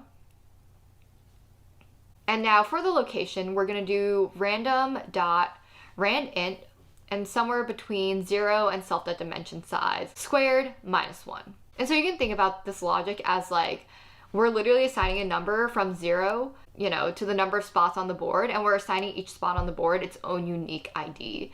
And then this random.randint is returning a random integer n such that it's between the bounds a and b. So a would be 0, b would be the largest ID in that list. And then here we want to actually get the row and the column of that ID that we've chosen from this random selector.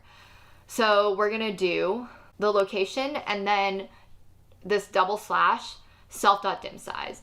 And what this is going to do, it's going to say how many times does my dimension size go into whatever location that I've chosen. That's going to be the row that we're indexing in. And then now, once we have the row, how do we know which column? We have to divide by the dimension size, and then whatever index is left over, that's going to be how far into that list we have to index in order to find the column. So once we have the row index and the column index, we can index into the board, and then we can say if board and then row column, we're going to index into that specific row column location on the board. If it equals a bomb, so this star is what we're going to use to represent the bombs, then this means that we've actually planted a bomb there already. So we're not going to increase bombs planted, right? Instead, we're just going to keep going. And this is actually the reason why I'm using a while loop and not a for loop. Because in a for loop, every single time we skip or like continue, we're still counting that as an iteration. But here, I only want to increment when I actually get something that's not a bomb yet, and then I plant the bomb. So yeah, that's why I'm using a counter, and that's why I'm saying, hey, check if this is a bomb. If it is, keep going. If not, then we're actually going to plant the bomb, and then we're going to increment this counter bombs planted. And then at the very end, I'm going to return the board. All right, so that is making our new board. We're going to plant the bombs right there. All right, so what other information is useful? Well, we want to know at each spot on this board how many bombs are around that spot. That's going to help us when we choose where to actually dig, right? When the user inputs something, well, how do we know where, whether or not we should keep digging around it? And yes, we can implement a check at each point where we say like, oh, if we dig here, we're going to check all its neighbors and then we're going to dig again and, so on. But we could also just assign values to every single space on the board that represents how many bombs are in the neighboring spaces. So let's call that assign values to board. So here let's define assign values to board and pass in self. All right, so now that we have the bombs planted, we're assigning a number 0 through 8 for all the empty spaces that don't have bombs, and this is basically representing how many neighboring bombs are there. We can pre-compute these, and it'll save some effort checking what's around that square later on. Basically, we want to check every row and every column. So for R in range, self.dimension size. For C in range, self.dimension size. This is going to be the row index and the column index. So if the item at the board, so if at those indices on the board, it's a bomb, we're going to continue, right? Because we don't want to actually override any of the bombs that we've planted. But if it's not, then we pass this if statement and then we say, okay, for this location on the board, let's create a new function called getNumNeighboringBombs, pass in the row index and the column index, and then this function is going to give us the number of bombs that is surrounding that row, comma, column. All right, so let's define this. Define getNumberOfNeighboringBombs. We're passing in the row and the column. Like if you're confused of why I have R comma C up top and then row comma col, these are just variable names. You just have to make sure that they match where you're actually calling them. So for example, when I call the function, I'm passing in R comma C because I've defined R and I've defined C in my for loop. So those are variables that I've defined. And now when I create this new function, I can call the parameters that get passed in whatever I want, right? And so here the R would correspond to the row and the C would correspond to the column. So now let's iterate through each of the neighboring positions and sum up the number of bombs. So here I've kind of imported a list of all of the neighboring positions. You can see that top left is row -1, column -1, and top middle is row -1, column, and so on. And so we're going to check all of these. And we have to make sure that we don't go out of bounds. So that's just a little reminder. Okay, so first we're going to initialize the number of neighboring bombs just to a variable, set it to 0. This is going to be our counter. And then we're going to say for R in range, row -1, row +1. And then keep in mind that due to the nature of the range function in Python, we have to add a +1 to the end. And then same thing for the column. For C in range, column -1, column +1, +1. That should be a plus. All right, so basically what we're doing here is for the current row that we're at, we're checking below and above, and then for the current column, we're checking to the left and to the right. And so when we sum up all of these combinations, we get every little piece of the 3x3 grid. And then we can say if R equals the current row that we've passed in, and if C equals col, the column that we've passed in. This is basically saying, like, this is our original location. We don't actually have to check this. So we continue. But if it's not, if self.board at RC equals a star, so that means that there is a bomb at that location, that means that we have a neighboring bomb, right? And so we can increment number of neighboring bombs by 1. And then at the very end, after we've gone through all the neighbors, we're just going to return the total number of neighboring bombs. Now we have to go back up here and we have to make sure that we don't actually go out of bounds, right? Because row, what if row is at 0? What if we're checking the first row? Row -1 is going to be -1. That's out of bounds. Here we're going to add a max statement just to make sure that, row -1, if it ever goes past -1, we're going to take 0 every single time we go below that 0 bound. And then for the upper bound, we're going to do the same thing. We're going to take the min of row +1 and then self.dimension size -1, because that is the maximum index that we can go, right? And then of course we're going to use the exact same logic for the columns, just like this.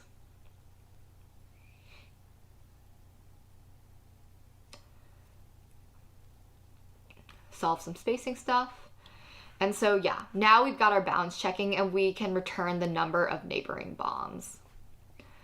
All right, let's go back to our play function now. So step 1 is creating the board and planting the bombs. So what we can do is we can say the board equals an instance of this board class, and then we're going to pass in the dimension size and the number of bombs that we've passed into this play function. And this is going to automatically, go through that initialization function, and it's going to initialize the board and plant the bombs and create an empty set for Doug and so on. All right, so now part 2, we're going to show the user the board and ask where they want to dig. And then we're going to check if the location is a bomb, is not a bomb. We're going to dig recursively. So let's actually go back and let's implement some of these functions so that we have them, handy when we need them. So let's define a function called dig within the board class. And we can dig at a certain row and column index. So we're digging at whatever location the user has specified. And let's return true if it's a successful dig, and then a false if we've actually dug a bomb, it's game over and we've lost. So there are a few scenarios here, right? Either, we can dig somewhere and we hit a bomb and then it's game over.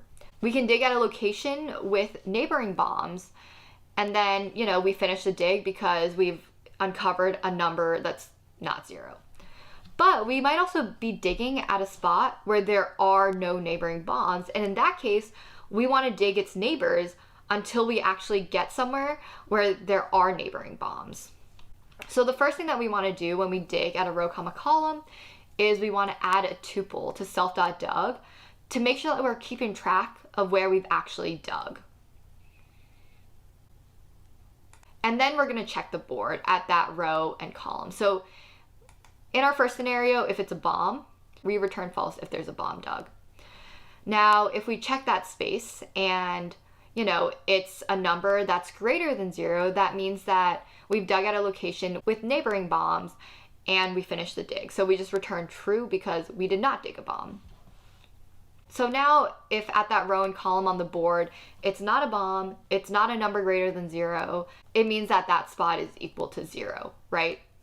So here we're going to use the same logic from get number of neighboring bombs where we're checking for the neighbors. And let's paste that down here. So here we're going to check R and C for all the neighbors. And so if R comma C is in self.dug, then we continue.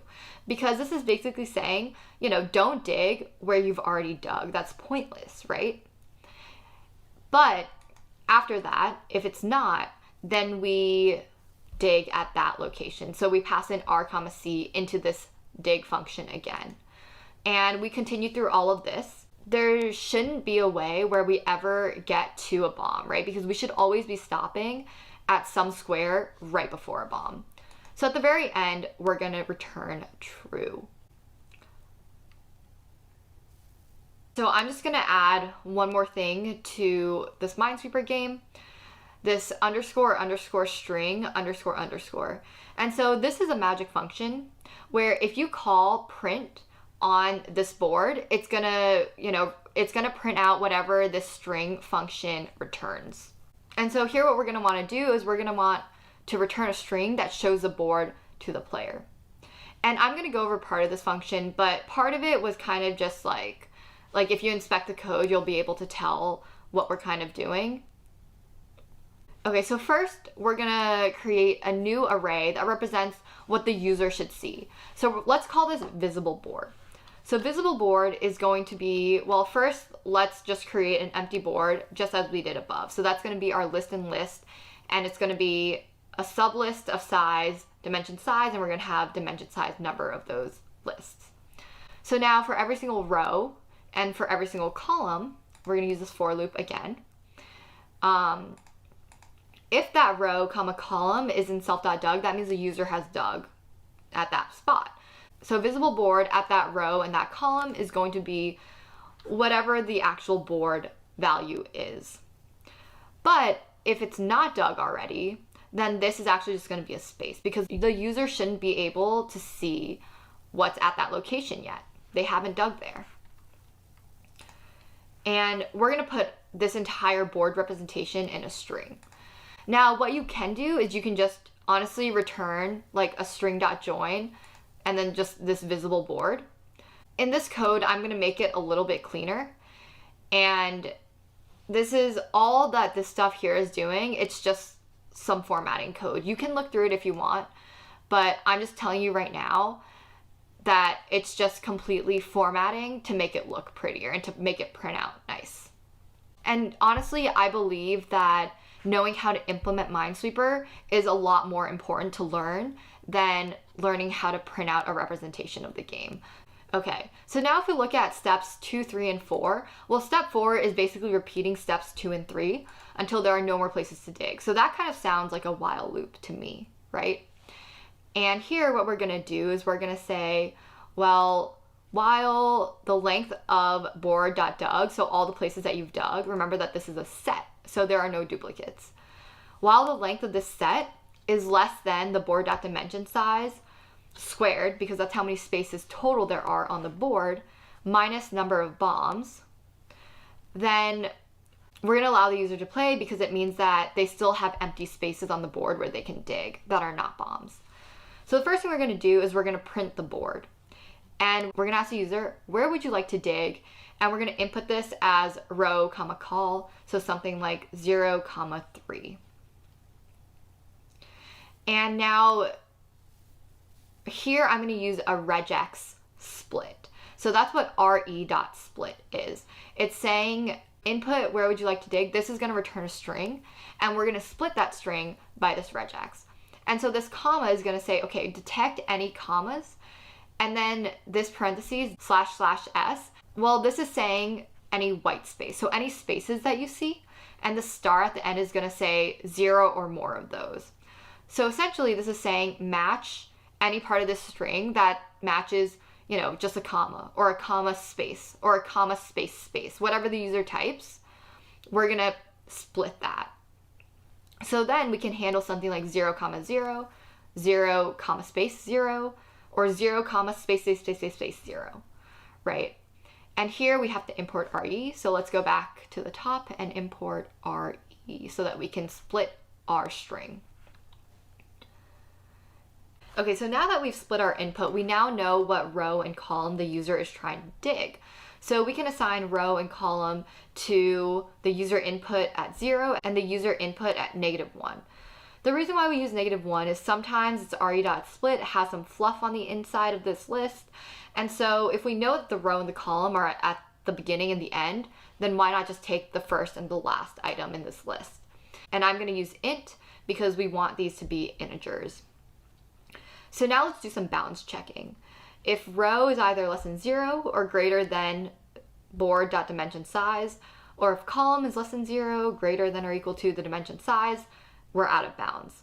So here we're going to print invalid location, try again. And we're going to continue so that we repeat this loop over again until the user inputs a valid row and column. But if the user did input something valid, then we dig at that location. So we can call board.dig at row, call. And so now we've already implemented this part, so we don't have to actually worry about the mechanisms of actually digging. We know that board.dig is going to return true if we've dug successfully and false if not. And so we can assign a variable called safe, whether or not our dig was safe. So whether or not we've uncovered a bomb or not, right? So at the very beginning, we're actually going to say safe is true because at the very beginning, we haven't dug anything. We're safe. We have all of our lives. And so if not safe anymore, well, this means that we've dug a bomb and that's bad. We're going to call break because this means game over. We shouldn't be continuing this loop anymore. We shouldn't be allowing the user to dig. So we're going to break out of that while loop. And now at the very end, there's two ways to exit this while loop, right? Either you've won and there's no more spaces on the board where you can dig, or you've dug a bomb, nothing's safe anymore, and yeah, rip. So let's check which one. If we're still safe, this means that we've just run out of spaces to dig. We've dug every single possible spot to dig, and so we've actually won. Let's print, congratulations, you are victorious. All right, but on the other hand, if we're not safe, that means that we've dug a bomb, and we can print, sorry, game over. And here we can actually reveal the whole board. So we're going to assign board.doug to every single possible value of r comma c on this board.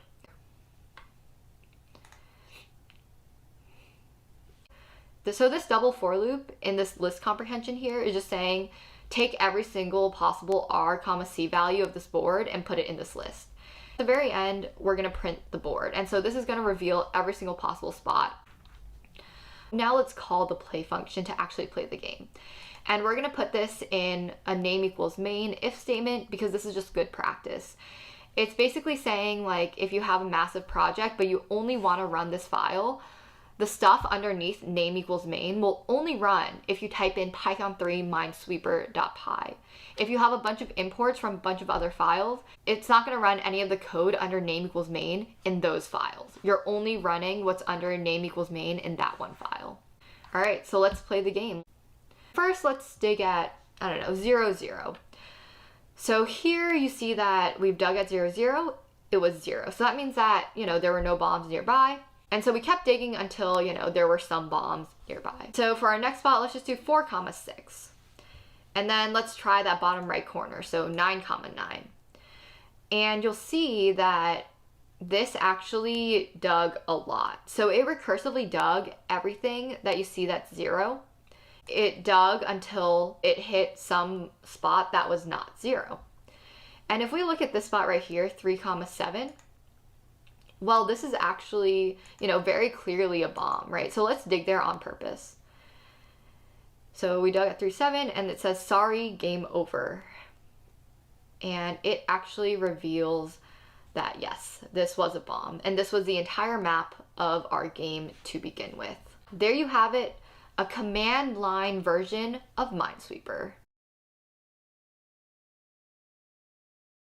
The next project is a Sudoku solver. In this tutorial, you'll be able to see how we can use recursion to solve any valid Sudoku puzzle. Okay, so the first thing that we want to do is we want to define our function solve Sudoku, and we want to pass in our puzzle.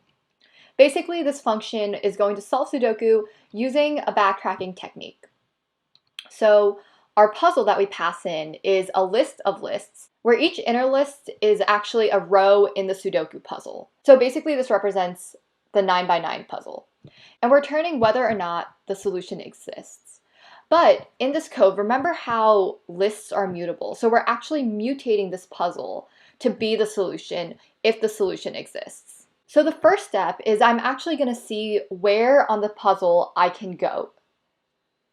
So as a human, when we're playing Sudoku, we typically go from where we have the most information, whether it's the column that's most filled out or the row or the little tiny 3x3 box.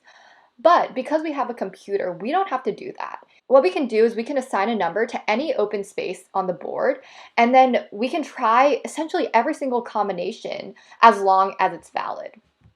And when we see that it's not valid, we can actually go back and say, oh, let's not try 3, let's try 4 instead. And if you think about the entire puzzle, you can essentially come up with like every single combination. Oh, it doesn't work from there. Okay, well, let's take a step back and try all the combinations there. If none of those work, then we take another step back and try all the combinations there, and so on. And our computer is actually powerful enough to do that. So that's the technique that we're going to use here. So our first step is actually to choose somewhere on the board to make a guess. In order to do this, I'm going to create a helper function called findNextEmpty and pass in the puzzle so I can find the open spaces on the board. So here I'm going to define findNextEmpty, pass in puzzle, and essentially this function is going to find the next row column on the puzzle that's not filled yet. And in our puzzle, we're representing any open spaces with -1. So we basically want to return the next space that equals -1. So we're going to return the index of the row. So that's, if this is a list of lists, the first index that we return is the location in that first list that our empty space is at. The second value that we're returning is within that row, which index is it at? And then of course, there might be a situation where our entire board is filled and there's no empty spaces left. In that case, we're going to return a tuple none, none. So keep in mind that we're actually zero indexing, so we're starting from 0 and our last index is 8. So essentially what I can do is I can just go in order. I can say, hey, check each row and then check each column. And whatever the first empty space you get, I'm just going to return the row comma column value of that. So here I can do for each row in range 9. So I'm iterating through my 9 rows. And then I can say for that row, for each column value in range 9, so that's my 0 through 8, if the puzzle, and then here's how we index. We pick out the row, and then within that row, we use C to index again and get the column. So here, this double indexing basically is returning the item in the rth row and the cth column. And then if that equals -1, then basically we return that RC. Otherwise, we return none comma none. If we've iterated through this entire puzzle and nothing equals -1, then that means that there's no spaces in the puzzle left. So we can return none comma none.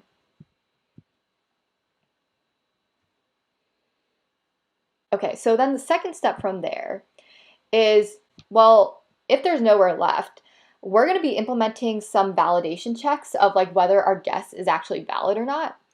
And so if we filled out this entire puzzle, then that means we're actually done. So here I'm going to say if row is none, so remember that above we return none comma none, and then that first none gets assigned to row, the second none gets assigned to column. So we only have to check one of them. Now, if row is none, then we can return true because we've actually solved our puzzle. But if we haven't, then we can keep going. All right, step 2 is basically if there's a place to put our guess, then we want to come up with a guess between 1 and 9. And we want to actually try all of them until we find a combination that works. So I'm going to say for guess in range 1 comma 10,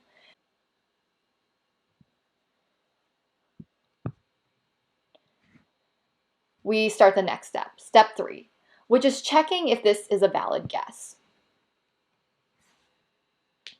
Okay, so here I'm going to use another helper function, isValid, and I'm going to pass in the puzzle, guess, row, and column, because those are the key pieces of information that we need in order to determine whether or not this guess at this row and column is valid in our puzzle. So those are the 4 parameters that we need. And here I'm going to define the function isValid, and this basically figures out whether the guess at that row or column of the puzzle is valid. And so if there's no conflicts, then we consider it valid, and then we return true. We return false if it's not. So now we have to follow Sudoku rules. If our guess equals anything that exists in that row, or the column already, or even the little 3x3 matrix that it's in, then it's not valid. So let's actually start with the row, because that one's the easy one, right? Every single list within our puzzle represents a row. So if we have the row index, then we can just say that the row values are equal to the puzzle index at the row. So if our guess is in row values, then we can return false. All right, now the columns. The columns are a little bit trickier because we actually vary which row we're indexing into, but we index at the same spot within each row. So what we can do is we can create a new list called column values. And we can say for each row, I can say for I in range 9, so that will go through all the rows, I'm going to append the value at puzzle at the ith row at the call column. And so another way to write this actually is using a list comprehension, where I can say take puzzle and then index into I, and then within that row index into call, and then do that for I in range 9. And then that's essentially going to build the exact same list. So then if the guess is in those values, then we return false because it means that it's in our column. And then now the little 3x3 square matrix. So this part's a little bit trickier because we actually have to figure out where in the 3x3 grid we are. And so to do this, what we're going to do is we're going to find the starting index of the row of that 3x3 matrix, and then we're going to find the starting column index of that 3x3 matrix. And then we're going to say for each row, for each of the columns within that 3, we're going to iterate.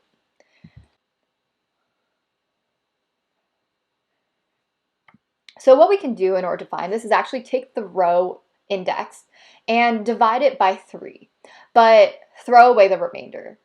What is like, for example, if I have 1 divided by 3, that comes out to 0.333. So the base, or whatever you want to call it, is 0. And then 5 divided by 3, well, the remainder is 2, but 3 goes into 5 one time. So I'm going to return 1. So then I can take that and I can figure out if it's in the first set of 3 rows, the second set of 3 rows, or the third set of 3 rows. And then of course, in order to get like the actual index of that, I have to multiply that value by 3. And then it's the exact same logic for the columns. So when I get row start, I'm trying to get the start value of these chunks, right? But then when I'm getting the column, I'm getting the start value of these chunks. Maybe it's the other way around on YouTube. When I have both of the starts, I can say, hey, now we're going to iterate through this.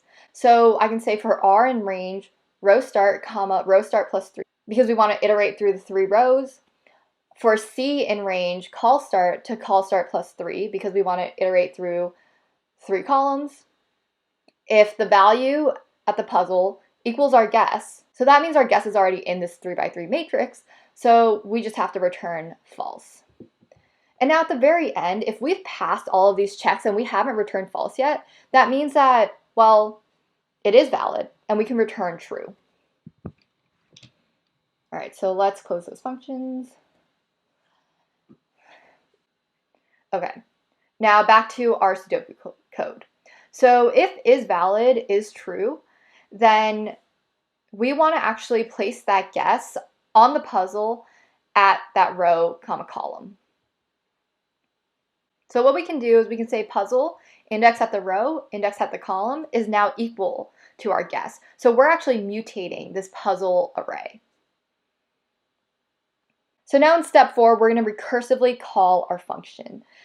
Because if I guess one number, then that number is actually mutated in my list of lists, and I can pass that in as my puzzle, and then the next value becomes mutated, and then so on until we reach the very end. So that's essentially what we're doing here. We're just solving this entire thing with this new guess in our array. So if that comes out as true, then we know that we've actually solved our Sudoku puzzle, so we can return true.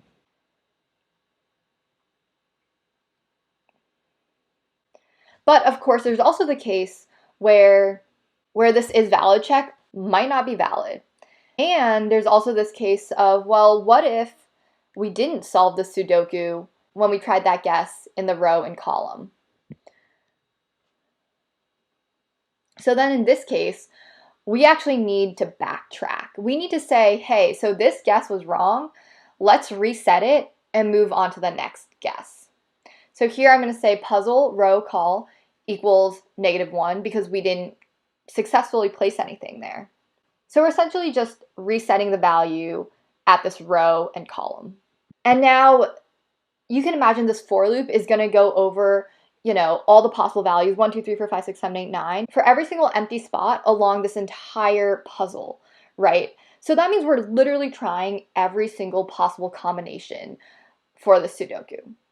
So in our last step, if we've tried every single combination possible and none of them work, then that means that we actually can't find a solution. So this puzzle is unsolvable.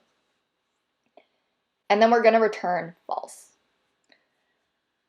All right, so let's actually test this to prove that it works. Okay, so Python 3 sudoku.py, we see that it comes out as true, and this is our board. So let's try resizing this to see if we can actually view this as a board. Okay, there we go. Let's do a couple of checks just to make sure that our solution is actually true. So in this first box up here, let's do 1, 2, 3, 4, 5, 6, 7, 8, 9. All right, and then this column, we have 1, 2, 3, 4, 5, 6, 7, 8, 9. In this row, 1, 2, 3, 4, 5, 6, 7, 8, 9. Okay, so that's pretty convincing that this is actually a good solution. Okay, so a couple of notes about my implementation. Recursion is confusing. Recursion kind of makes your brain hurt. I think it might be better understood this way. Think about solve Sudoku as a black box. It should be able to mutate the input puzzle so that it's a solution if it's a valid input puzzle. Now, if it's not a valid input puzzle, well then it should be able to identify that because we've tried every single combination for that puzzle.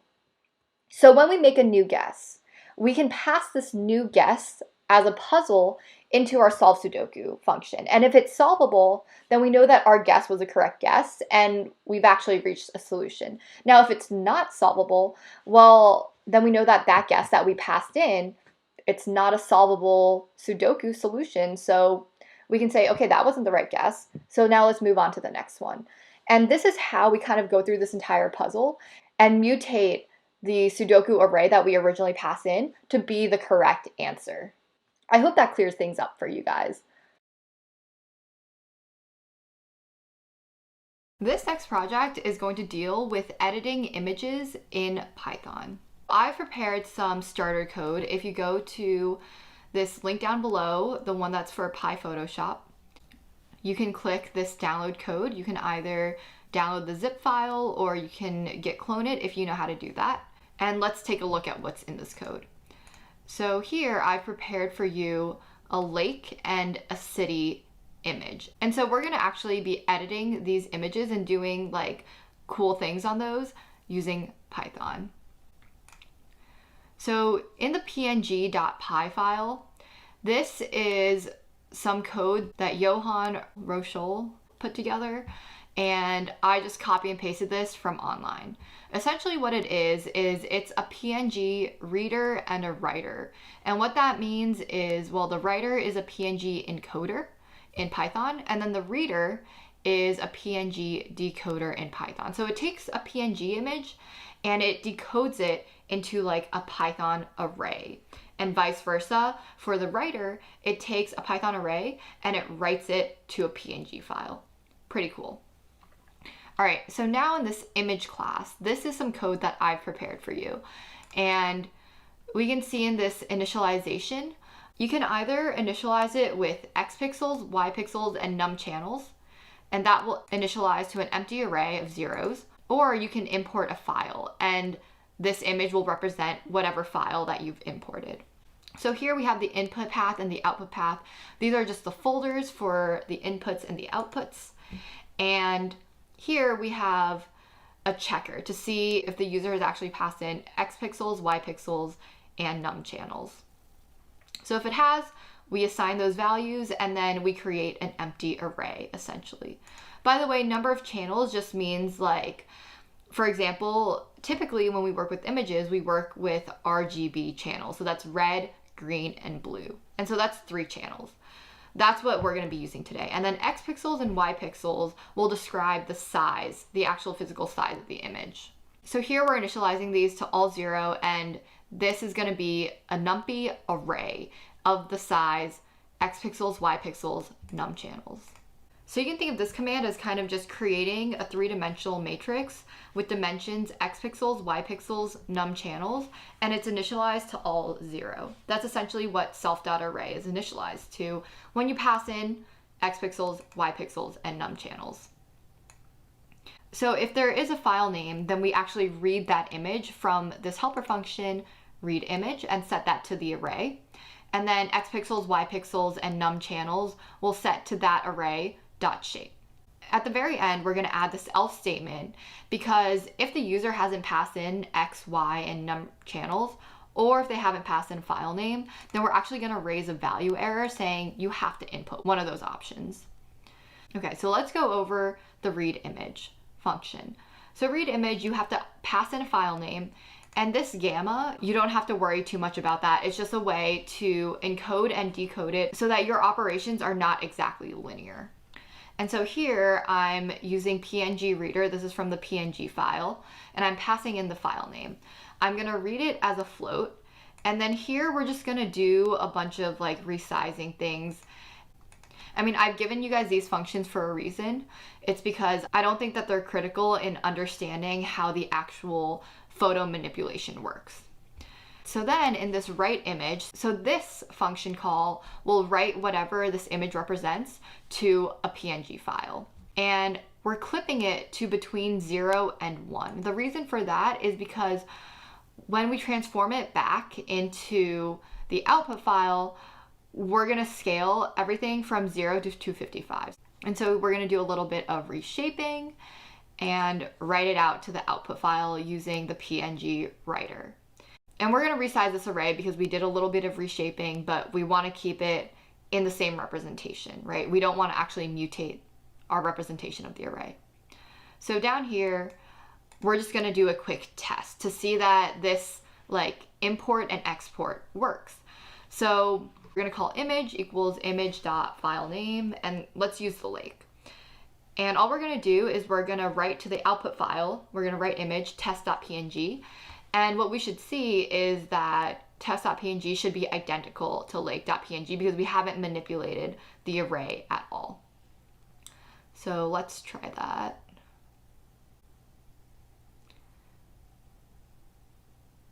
Okay, so test.png, this is the same image. And so where the bulk of our code is going to be is in this transform.py file. We're going to implement a couple of things here. The first thing that we're going to implement is adjust brightness. So how do we adjust the brightness here? Basically, when we adjust the brightness, we want to scale each value of the pixel by some amount factor. That's a value greater than 0. It's basically how much you want to brighten or darken the image by. If the factor is less than 1, then we're darkening, and if it's greater than 1, then we're brightening. So first, we have to figure out how big exactly this image is so that we can iterate through each pixel. And so first we get image.array.shape, because remember that we've stored our values in self.array for that image. All right. So basically we're getting the X, Y pixels, and then we're getting the channels. Okay. And then basically we're gonna make an empty image so that we don't actually mutate this one that we're passing in. So this new image is going to be X pixels equals X pixels, Y pixels equals Y pixels, and then num channels equals num channels. So it's gonna be the exact same size of the array that we pass in, but now we're just gonna be mutating this new image so that we don't change the original one. This is maybe the most intuitive way to do this. It's non-vectorized. If you don't know what that means, don't worry about it. I'll show you in a bit. But essentially, we're gonna iterate for every single pixel in X pixels, for every single Y pixel, and then for every single value of the channel. So literally you can imagine this 3D matrix and you're iterating through each individual value. And then for that value, well, we have to adjust the brightness by some factor. So we're gonna say new image, and we're gonna take the array, and then we're gonna index into whatever position that we're currently at. So X, Y, C. So at index X, Y, C, we're gonna set this equal to our original image, that array at X, Y, C, so that corresponding pixel, and then multiply that by the factor that the user has input. And then at the very end, we're just gonna return the new image. So let's actually try this first to see that it works. Here at the very bottom, I've provided already a little bit of code that tells you, all right, load the lake and load the city. So let's lighten the lake, for example. So let's say brighten im equals adjust brightness lake and then some factor greater than 1. So let's just do 1.7. And then we're gonna write this image to brightened.png. So let's try that. So Python 3 transform.py, and we get this image that's slightly brighter. We can compare this to the lake. If we move these side by side, you'll notice that the brightened one is like slightly brighter. So let's actually try also darkening. So darken image equals adjust brightness, and then let's make the factor 0.3, and let's save this as darkened.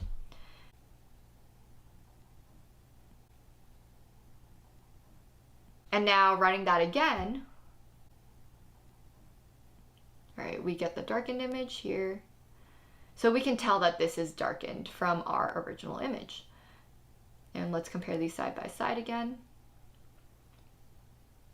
Right, so the darkened image does look darker. Okay, so I mentioned earlier that this is a non-vectorized way to do it. And this is because this is the most intuitive. Like, this is behind the scenes. If you are brightening or darkening something, you have to adjust every single pixel value and increase or decrease it. All right, so one faster way to do it is the vectorized version. So we said before that these are numpy arrays, but the strength of this such array is that, okay, it's numpy, but I've always read it as numpy. But basically, the strength of this array is that you can vectorize these operations. So if you want to add a constant, if you want to multiply by some scaling factor, you can directly just call that array and then times that factor. It's significantly faster than iterating through using a for loop. And we can see that this does the exact same thing if we just let it run on the darkened image. So let's do darkened image 2. Let's call the transform. All right, we get this darkened image 2. And this looks the exact same as our darkened image. Let's move on. Okay, we're gonna adjust the contrast now. So when we adjust the contrast, we're gonna be doing the same thing where we wanna create a new image, copy, so that we can put new values in without modifying the original image. We're gonna be repeating this for X, Y, and C thing because even if you can vectorize things, I like this way of just showing you guys what's like actually going on. Here we're going to index at X, Y, C, that position again in the array of the new image. So what adjust contrast does is it adjusts the contrast by increasing the difference from the user defined midpoint by some amount factor. So essentially, if your point is above the factor, then you take that difference, you scale it by factor, and then you add back whatever the midpoint was. Same thing for the other side. So basically what you're doing is, given this midpoint, you're making the difference from the midpoint greater. So we're gonna take the image.array, and we're gonna take the value at X, Y, C, subtract out the midpoint, and then scale that by the factor. And then we're gonna add the midpoint back in. All right, and then of course we return that new image. And just to show you guys what the vectorized version would look like, it's just new image.array equals the image.array minus mid, which is a constant. So it's taking that entire array, subtracting this mid from every single value in that array, scaling that entire array by factor, and then adding back a constant mid. So it's literally taking every single item in that array and adding the midpoint back in. All right, so now let's try adjusting the contrast of this lake image.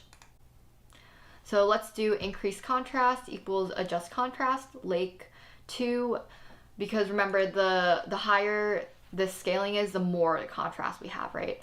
And let's do the midpoint 0.5 because we're working on a scale of 0 to 1 for these images. And now we're gonna write the image. Let's call it increase contrast.png. And I'm gonna do the same thing, but let's decrease the contrast now.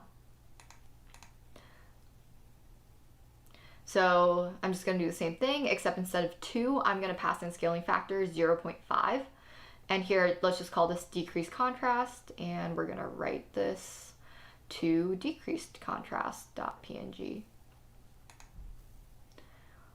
Let's run this. Okay. So let's compare these. So this is our original, and then this is a decreased contrast. So you can see that it's significantly grayer, and this gray just means that the contrast has decreased and everything's closer to being the same color, which just happens to be gray. And now this is the increased contrast. You can tell that the contrast has really been increased. The colors are a lot more drastic in this one, right? Okay, so the next thing that we're going to implement is a blur for the image. So in the blur, we pass in a kernel size. And this kernel size just means how wide do you want this blur to be? Because essentially what we're doing when we're blurring is we're taking that pixel and averaging it with its surrounding pixels. And so if the kernel size is, for example, 3, then that just means we're taking a pixel and we're applying this kernel around it. So it should be taking the left and the right neighbors and top and bottom. The 4 diagonal corners. For example, a kernel size of 15 would take the 7 to the left, the 7 to the right, and the 7 to the top and bottom, and everything in that square. All right, so once again, we are going to create a new image to make a copy to, and we're just going to use a naive implementation of iterating through each neighbor and then taking the average at the end. There is a faster way to do it, but this again is more straightforward to understand. It's more straightforward to figure out what we're doing. The faster way to do it would be to incorporate some sort of like memoization, which means, so for example, what we would do is we would move like along the x-axis, and every single time, instead of resumming every single neighbor, we just get rid of one column and then we add in the next column, and so on. And that would decrease the number of operations that we actually need. But again, this is more straightforward, so we're going to use this way for now. First, we're going to create a variable, total equals 0, and this is going to keep track of what the total of all the summations of the surrounding pixels are. And of course, we need to know how many neighbors we actually have to go for. So we're going to define neighbor range as how many times does 2 go into the kernel. So how many neighbors to one side do we need to look at, essentially, is what this represents. And here we're going to say for each xi in the range, x minus neighbor range to x plus neighbor range. And remember that we have to add this +1 because range goes from the lowest to the highest -1, right? That's just how Python works. It doesn't include the end of the range. So you may think that this is all good to go, but what if x minus neighbor range is actually less than 0? Then it would go out of bounds. So here we're going to add a little bit of bounds checking. So we're going to say take the max of x minus neighbor range or 0. So for example, if x minus neighbor range is negative, then we would say, okay, no, cut it off at 0.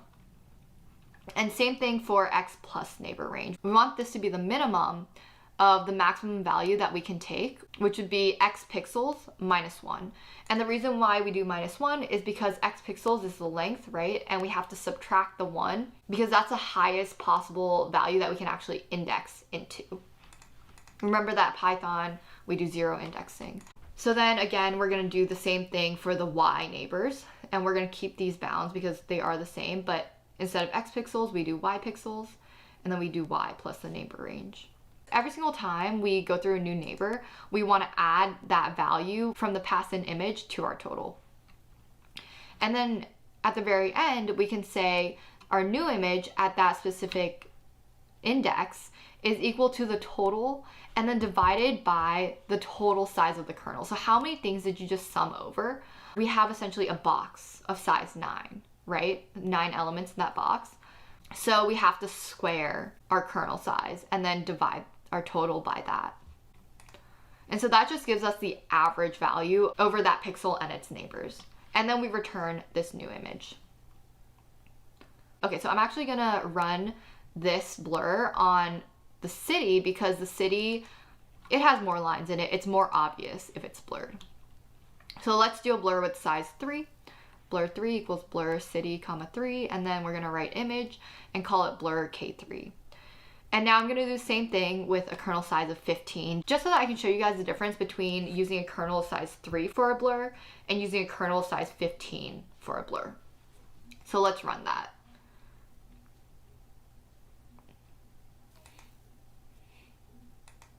Okay, so our blur of 3 is done, and you can see that it looks slightly blurred when you compare it to the original. So our blur, we know that our blur is doing the job, and it's still running for the 15. Again, this is not the fastest way to do it, and the higher your kernel size is, the more this is going to make a difference. It looks like our 15 is now done. Okay, so let's open that. And now we see that this is like noticeably much more blurred than our original. And the reason is literally just because we've taken more pixels into account when we've created this average for that one new pixel spot. Okay, so actually this blur that we've implemented above, we've actually implemented applying a kernel to an image. And so what that means is we're taking a matrix and we're applying it to every single pixel and summing up whatever values in that matrix times whatever value is at the corresponding pixel. So in this blur above, it's a kernel of size n by n, and each value is actually 1 over n squared. All right, let's see how we can create a function, apply kernel, so that we can take in any kernel and we can apply it to our image. So we're gonna assume that the kernel is square. First thing that we're gonna do is we are going to, again, paste the code that we had above. And here, our kernel size is slightly different because we're not passing that in. Instead, we have a 2D NumPy array that represents the kernel that we'll use. The kernel size is just one dimension of the kernel 2D array. So we can just say kernel.shape 0. We're going to keep this iteration through the neighbor range. And so here, we need to actually find what value of the kernel corresponds to that pixel that we're at. So xk is actually whatever xi we're at, which is representing, you know, x minus that neighbor range, right? So we're actually going to add that neighbor range back in and subtract x. And you'll see that what this does is essentially it's centered around xy, right? So at xy, that would be the center of the entire kernel. But now we're trying to shift the 0, for example, up to the top left corner. So those are the operations that we're doing here. If you draw it out, it makes a lot more sense. All right, and then for y, we're doing yi plus the neighbor range and then subtracting y from it. Okay, so then the value at the kernel would be kernel and then indexed at xk and yk. And we add to our total, this variable total, we add the image at that index x, I, y, I, c, but then we multiply it by the kernel value from our kernel. And so then the new image.array is xyc, and that is equal to whatever the sum of all of these are. And then of course we're going to return the new image. So let us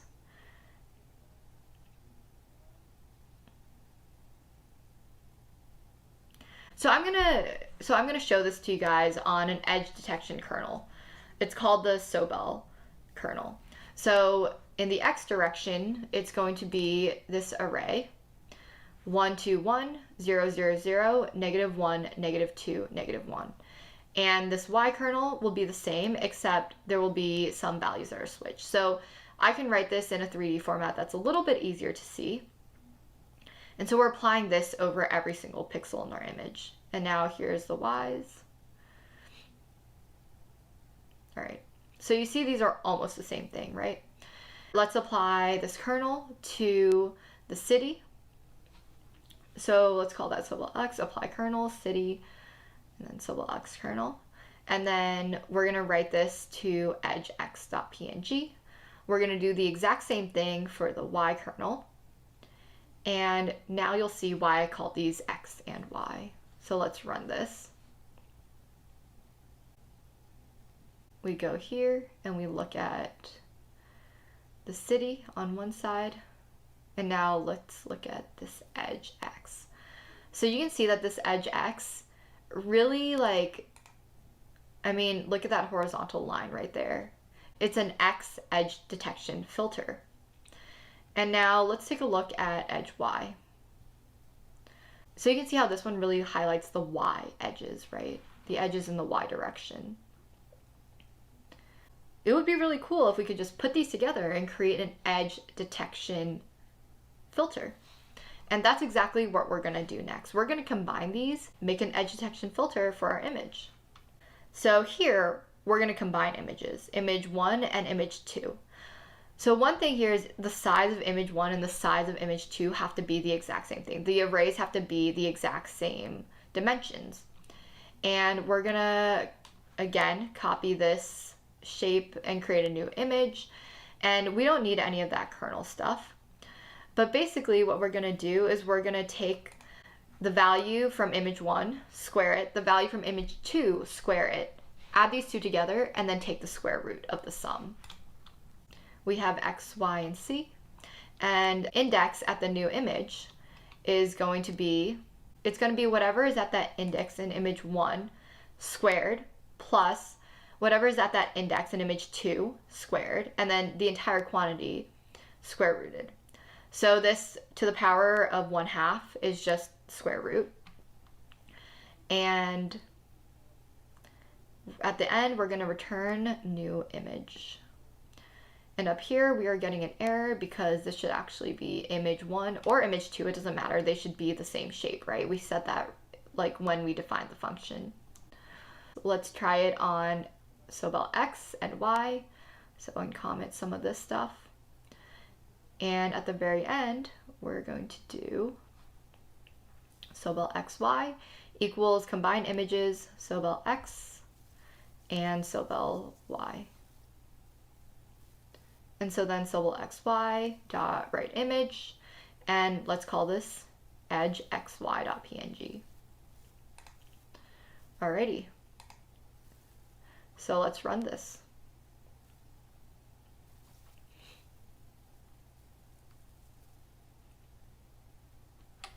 So let's set all of these next to each other. So on the bottom right, we have the original image, then we have the X and the Y filters, and now check this out. So this is the images combined, the filters combined, and you can see that this is a pretty cool edge detection filter.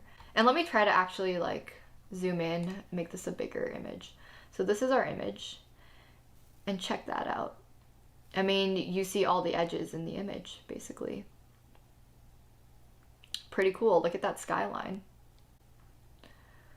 And so yeah, using all of these techniques, you could literally implement Photoshop in Python. Pretty cool.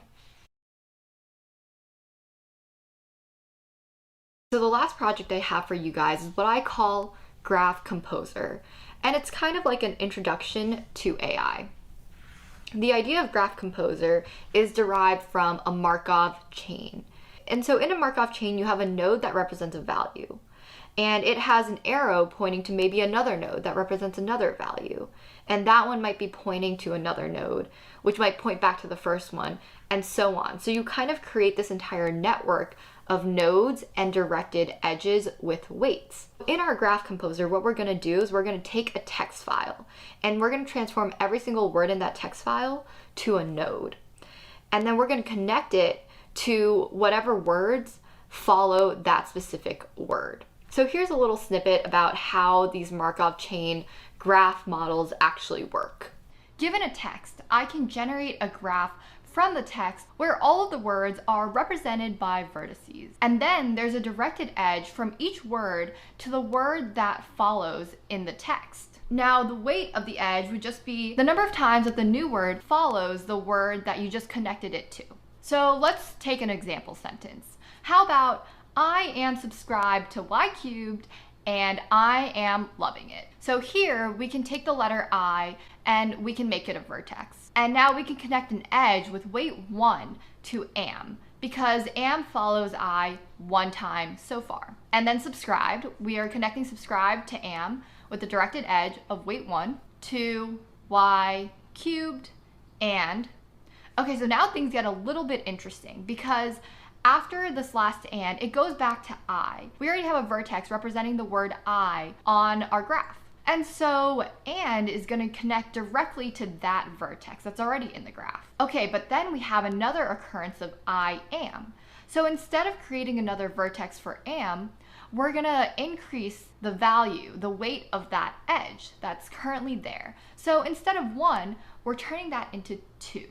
And then we can continue on. So am is already connected to subscribed, but now loving also follows am. So we're going to create a new vertex for the word loving and assign that a new edge with weight 1, and then of course it. And now it gets connected to loving. So this would be the graph that represents the sentence, I am subscribed to Y cubed and I am loving it. So with all the songs of an artist that I've chosen, I have basically created this like huge graph of all the words as vertices and edges connecting them to the words that follow.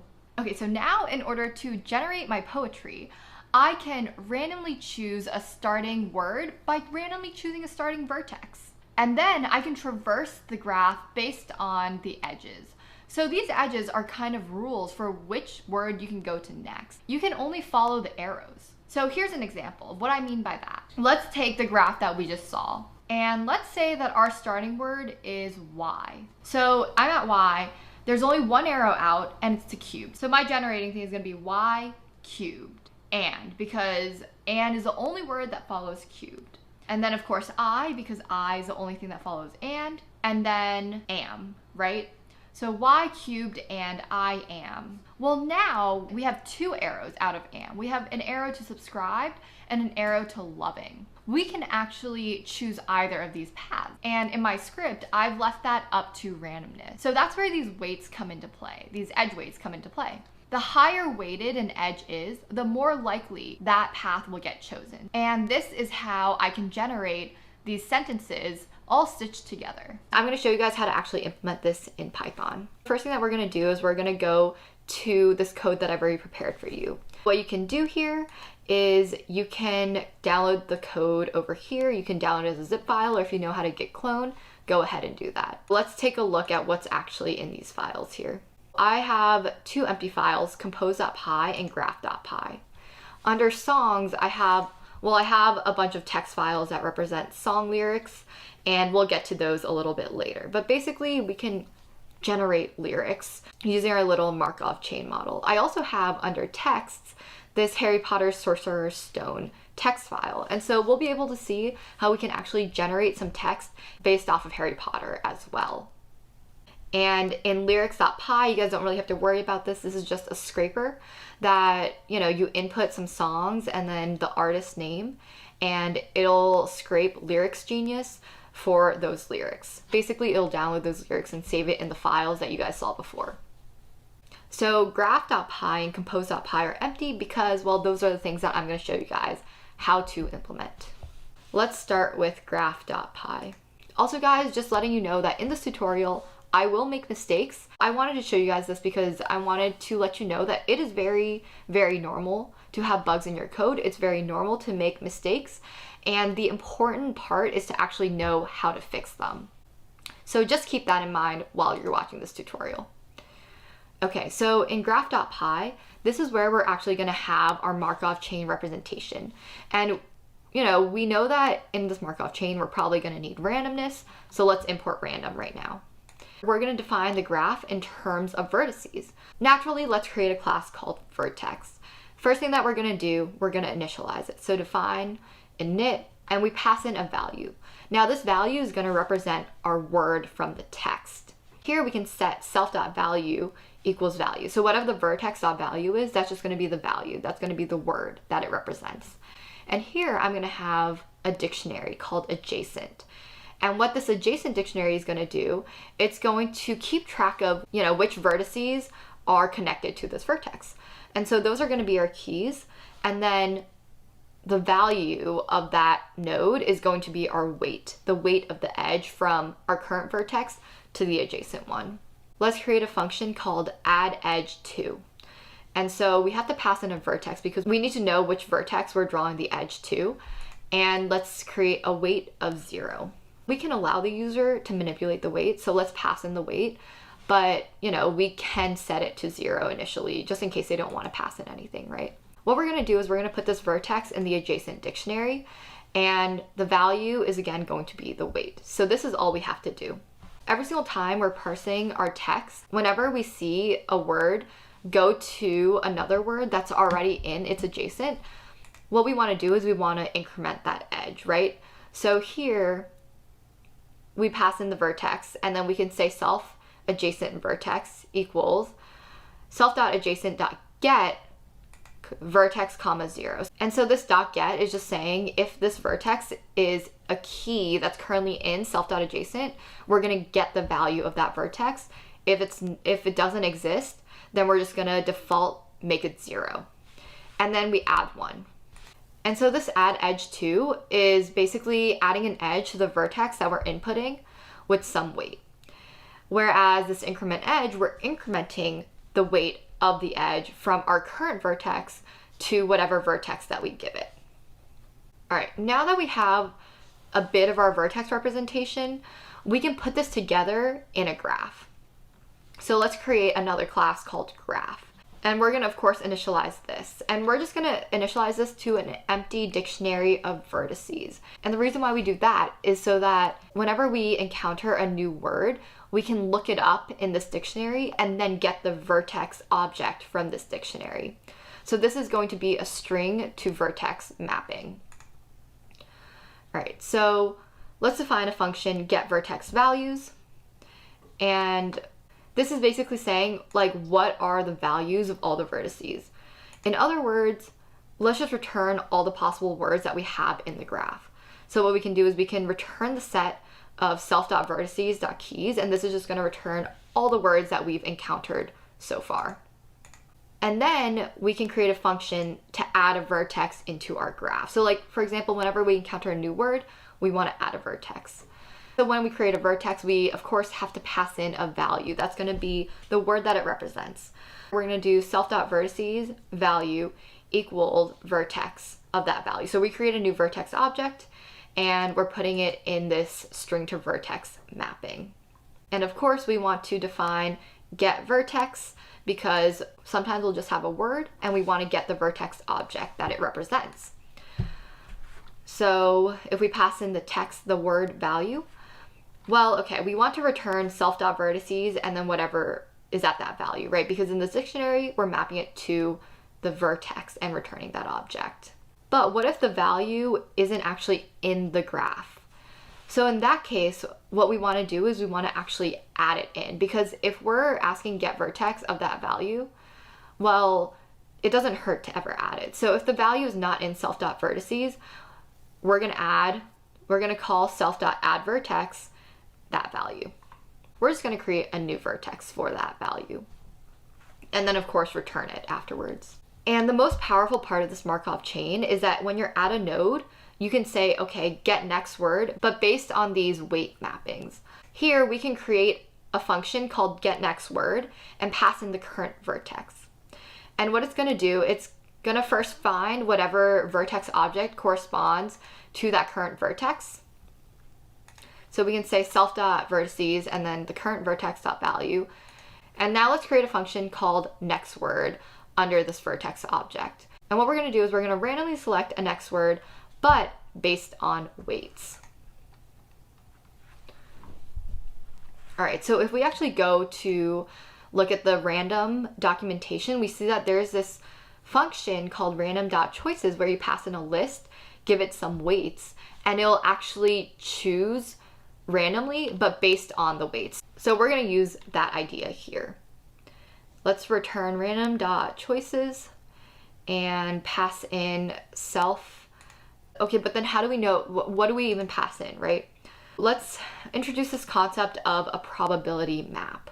We're going to map each word to its probability, but put them in separate lists. All right, in this function, for each vertex comma weight in self.adjacent.items, remember that self.adjacent is this dictionary that has each vertex and then maps it to the corresponding weight. Let's create two new lists to keep track of the neighbors and then the neighbor weights. And so here, for every single vertex comma weight, what we're going to do is we're going to append the vertex to self.neighbors, but we're going to append the weight to self.neighbor weights. And so then we can easily pass these into random.choices. So here we can do random.choices, self.neighbors, self.neighbor weights.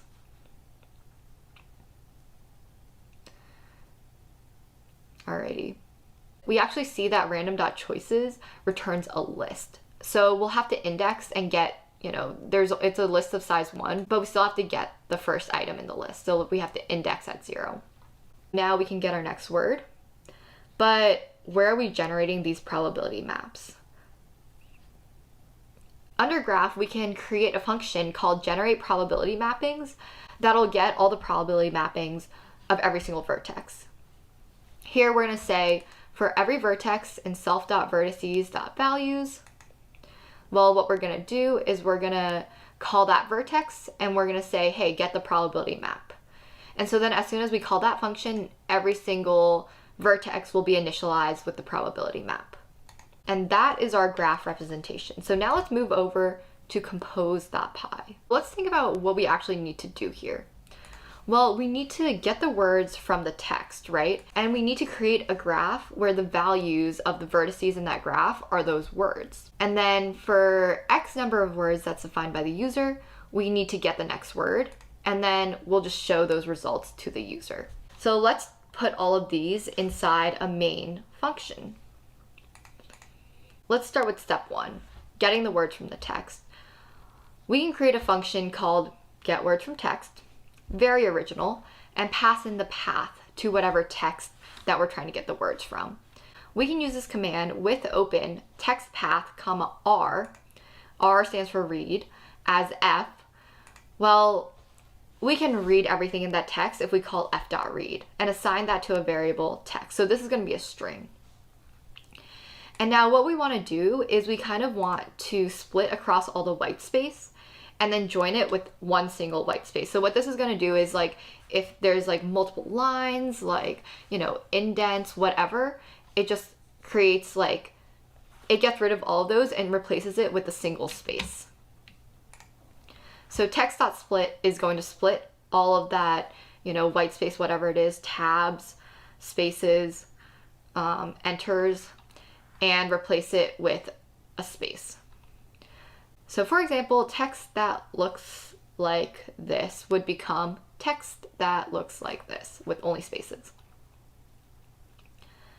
All right, and then what we're gonna do is we're gonna lowercase everything because it's easier to compare everything when it's lowercase. And then now, let's not try to deal with punctuation because stuff can get a little bit complex, right? There are cases where you might wanna add a period, but it's not actually the end of the sentence. It might be an abbreviation. Like, for example, Mr. Brightside. But Mr. is not actually the end of the sentence.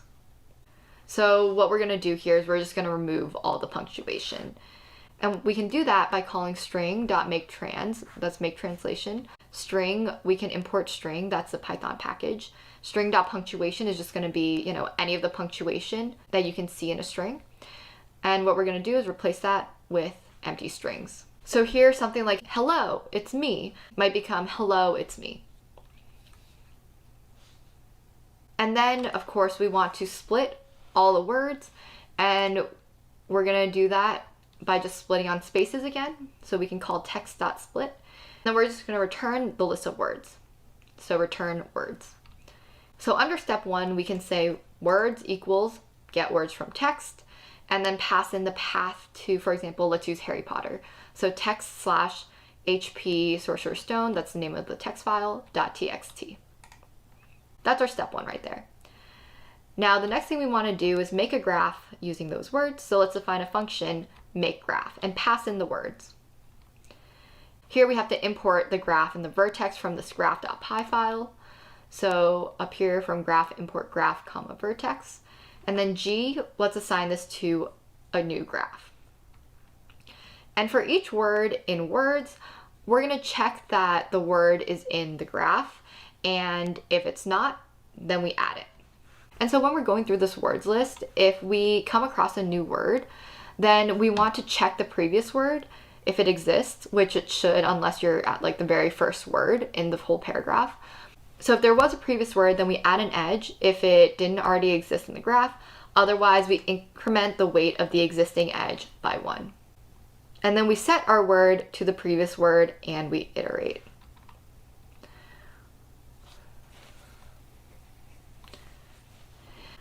And so now remember that, like, in order to get the next word, we have to set the probability mappings. And so this is a great place to do it right before we return the graph object in our makeGraph function. So let's start on this implementation. For word in words, we're going to check that the word is in the graph, and if not, then we're going to add it. So let's drag graph.py over here so we can look at both simultaneously. Okay, so you'll see that in get vertex, we actually add the vertex already. So all we need to do is we can say word vertex equals graph dot get vertex and then that word. If there was a previous word, then we add an edge if it doesn't exist in the graph. Otherwise, we increment the weight by 1. So here, let's actually create a previous word variable and assign it to none, because at the very beginning, there is a previous word.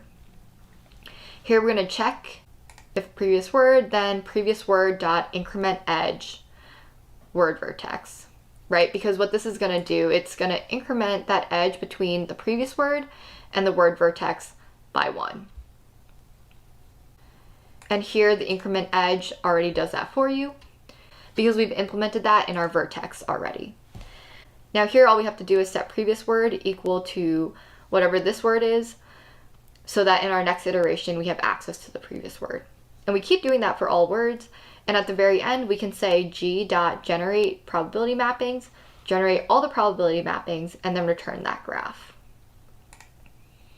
All right, so step 2. G equals make graph, and then we pass in the words that we got from get words from text. Now, step 3, we want to get the next word for X number of words as defined by the user. Let's create a function, compose. Given a graph and given the words and some length, let's just say 50 for now. We're going to create a composition, and this is at first going to be an empty list. Every single time that we generate a new word, we're just going to put it into this list composition. And what we can say is that, well, look, we have the words list. Let's just get some random word from this words list and, grab that vertex from G, and this is where we're starting. So for however many iterations in the length that the user has defined, we're just going to iterate and we're going to keep getting the next word, right? Here we can say composition.append, and then this word, which is the word vertex, we're going to append the value of that vertex, because remember, we can't actually append the vertex and have that legible. We have to append what word that vertex corresponds to. And then now our next word is going to be g.getNextWord given the current word. So here we can say word equals g.getNextWord and this current word. And what we're going to do is replace this word variable and keep getting the next one. At the very end, we're just going to return our composition. All right. Now down here in our main function again, we can say our composition equals compose. We can pass in G, we can pass in words, and then we can pass in some parameter length. Override that, we can say 100 for the heck of it. We don't want to just return a list. Let's actually return a string. So we can join this list of words by a space. And so this is going to return a string where all the words in composition are just separated by a space. So now let's run this function and generate. Okay. And because we're returning this composition, we're not printing it. Let's print whatever main returns. And that's how we're going to see our composition. Alrighty, so first we can try running, and look at that, random is not defined. I forgot to define that. So I go back up here and I'm going to import random. Save that and run it again. Alright, so now none type has no attribute value. So this means that this word dot value, word is somehow none. So how in the world do we fix that? So let's go back into our graph code and take a look at what's going on. It could be g.getVertex or g.getNextWord. One of those is probably returning none. So let's open graph.py. And if we look at getNextWord, okay, here we're calling nextWord, but oh look, we're never actually returning a value. And so that's our bug. Let's add a return statement there. And let's try running this again. And there we go, it worked. Let's read this. This is built off of our Harry Potter text. Do you are some interesting, so unfair that strangers, they were going to let her, to squeeze him. I want to look at it. Had one who has always maroon tailcoats, orange eyes, away. just hope of his last look back.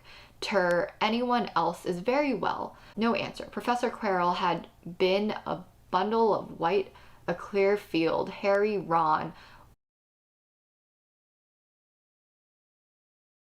All right, so this is kind of cool, but clearly this, it's some gibberish. And the reason for that is just because our implementation of simply a Markov chain is not very intelligent, right? We're kind of just randomly choosing, given this word, pick a next word. One way that we could make it better and more slightly like English is instead of saying like, hey, this word, maybe choose like the previous like 3 words, right? And then pick the next word based off of the previous 3 words and so on, just so that it has some sort of memory so it doesn't jump around as much. But now maybe you're interested in, can we do this with the songs that I have in here? And I'm gonna show you exactly how to implement that. We can edit a couple of things, but keep most of the logic the same. If we go into like one of Billie Eilish's songs, for example, you'll see that we have this like chorus verse thing in brackets. And that's obviously not like part of the song. So we're gonna remove like the bracket and the text inside of it. We can do that with a regex again. So what we're gonna do is we're gonna say, hey, substitute, and then this funky expression, which I'm gonna explain just a bit, but substitute that with a space anywhere in the text. It's saying this is the left bracket, this is the right bracket, and here this dot plus. So the dot means any character, and the plus means one or more. So this means if there's one or more characters inside the brackets, then replace any version of that with a space in the text. And so here, in order to use this, we have to import RE. And let's reformat some of this stuff. Okay. And so the rest of this should be the same because we still want to get rid of white space. We still want to get rid of punctuation. But instead of just, one file name, we actually have multiple, right, in this folder.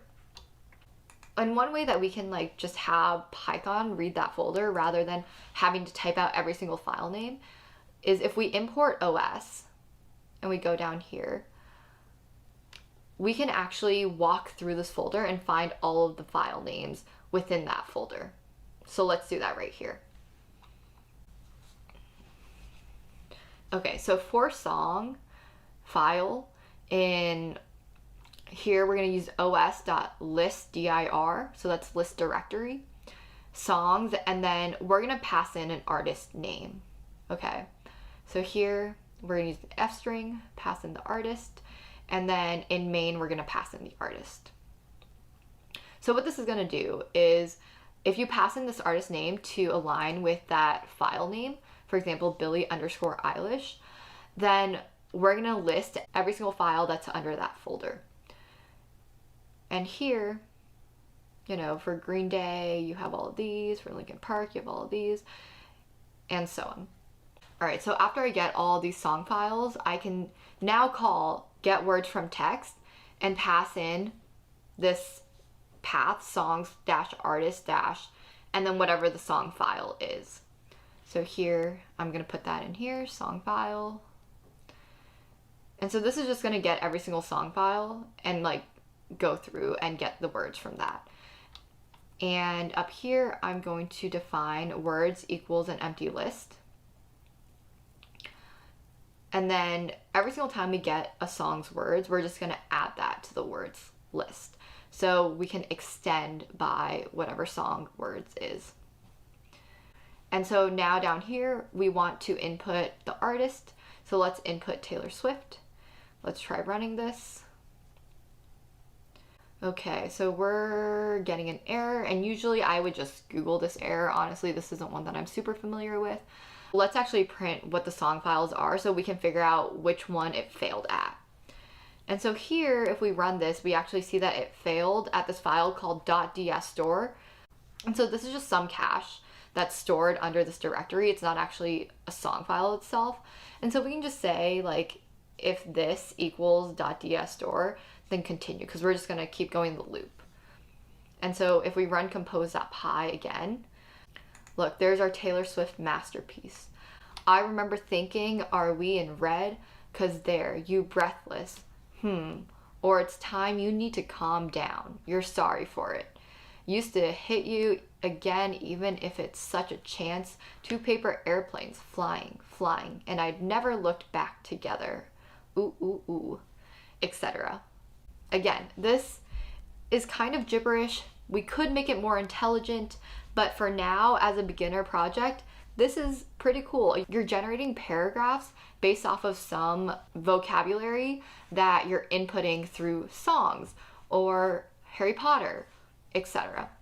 If you enjoyed this video, be sure to subscribe to my channel. Follow me on Instagram and Twitter at Kylie Y Ying. If you guys are interested in live coding sessions where, they're not pre-planned like these tutorials, you should definitely follow me on Twitch, Kylie Ying.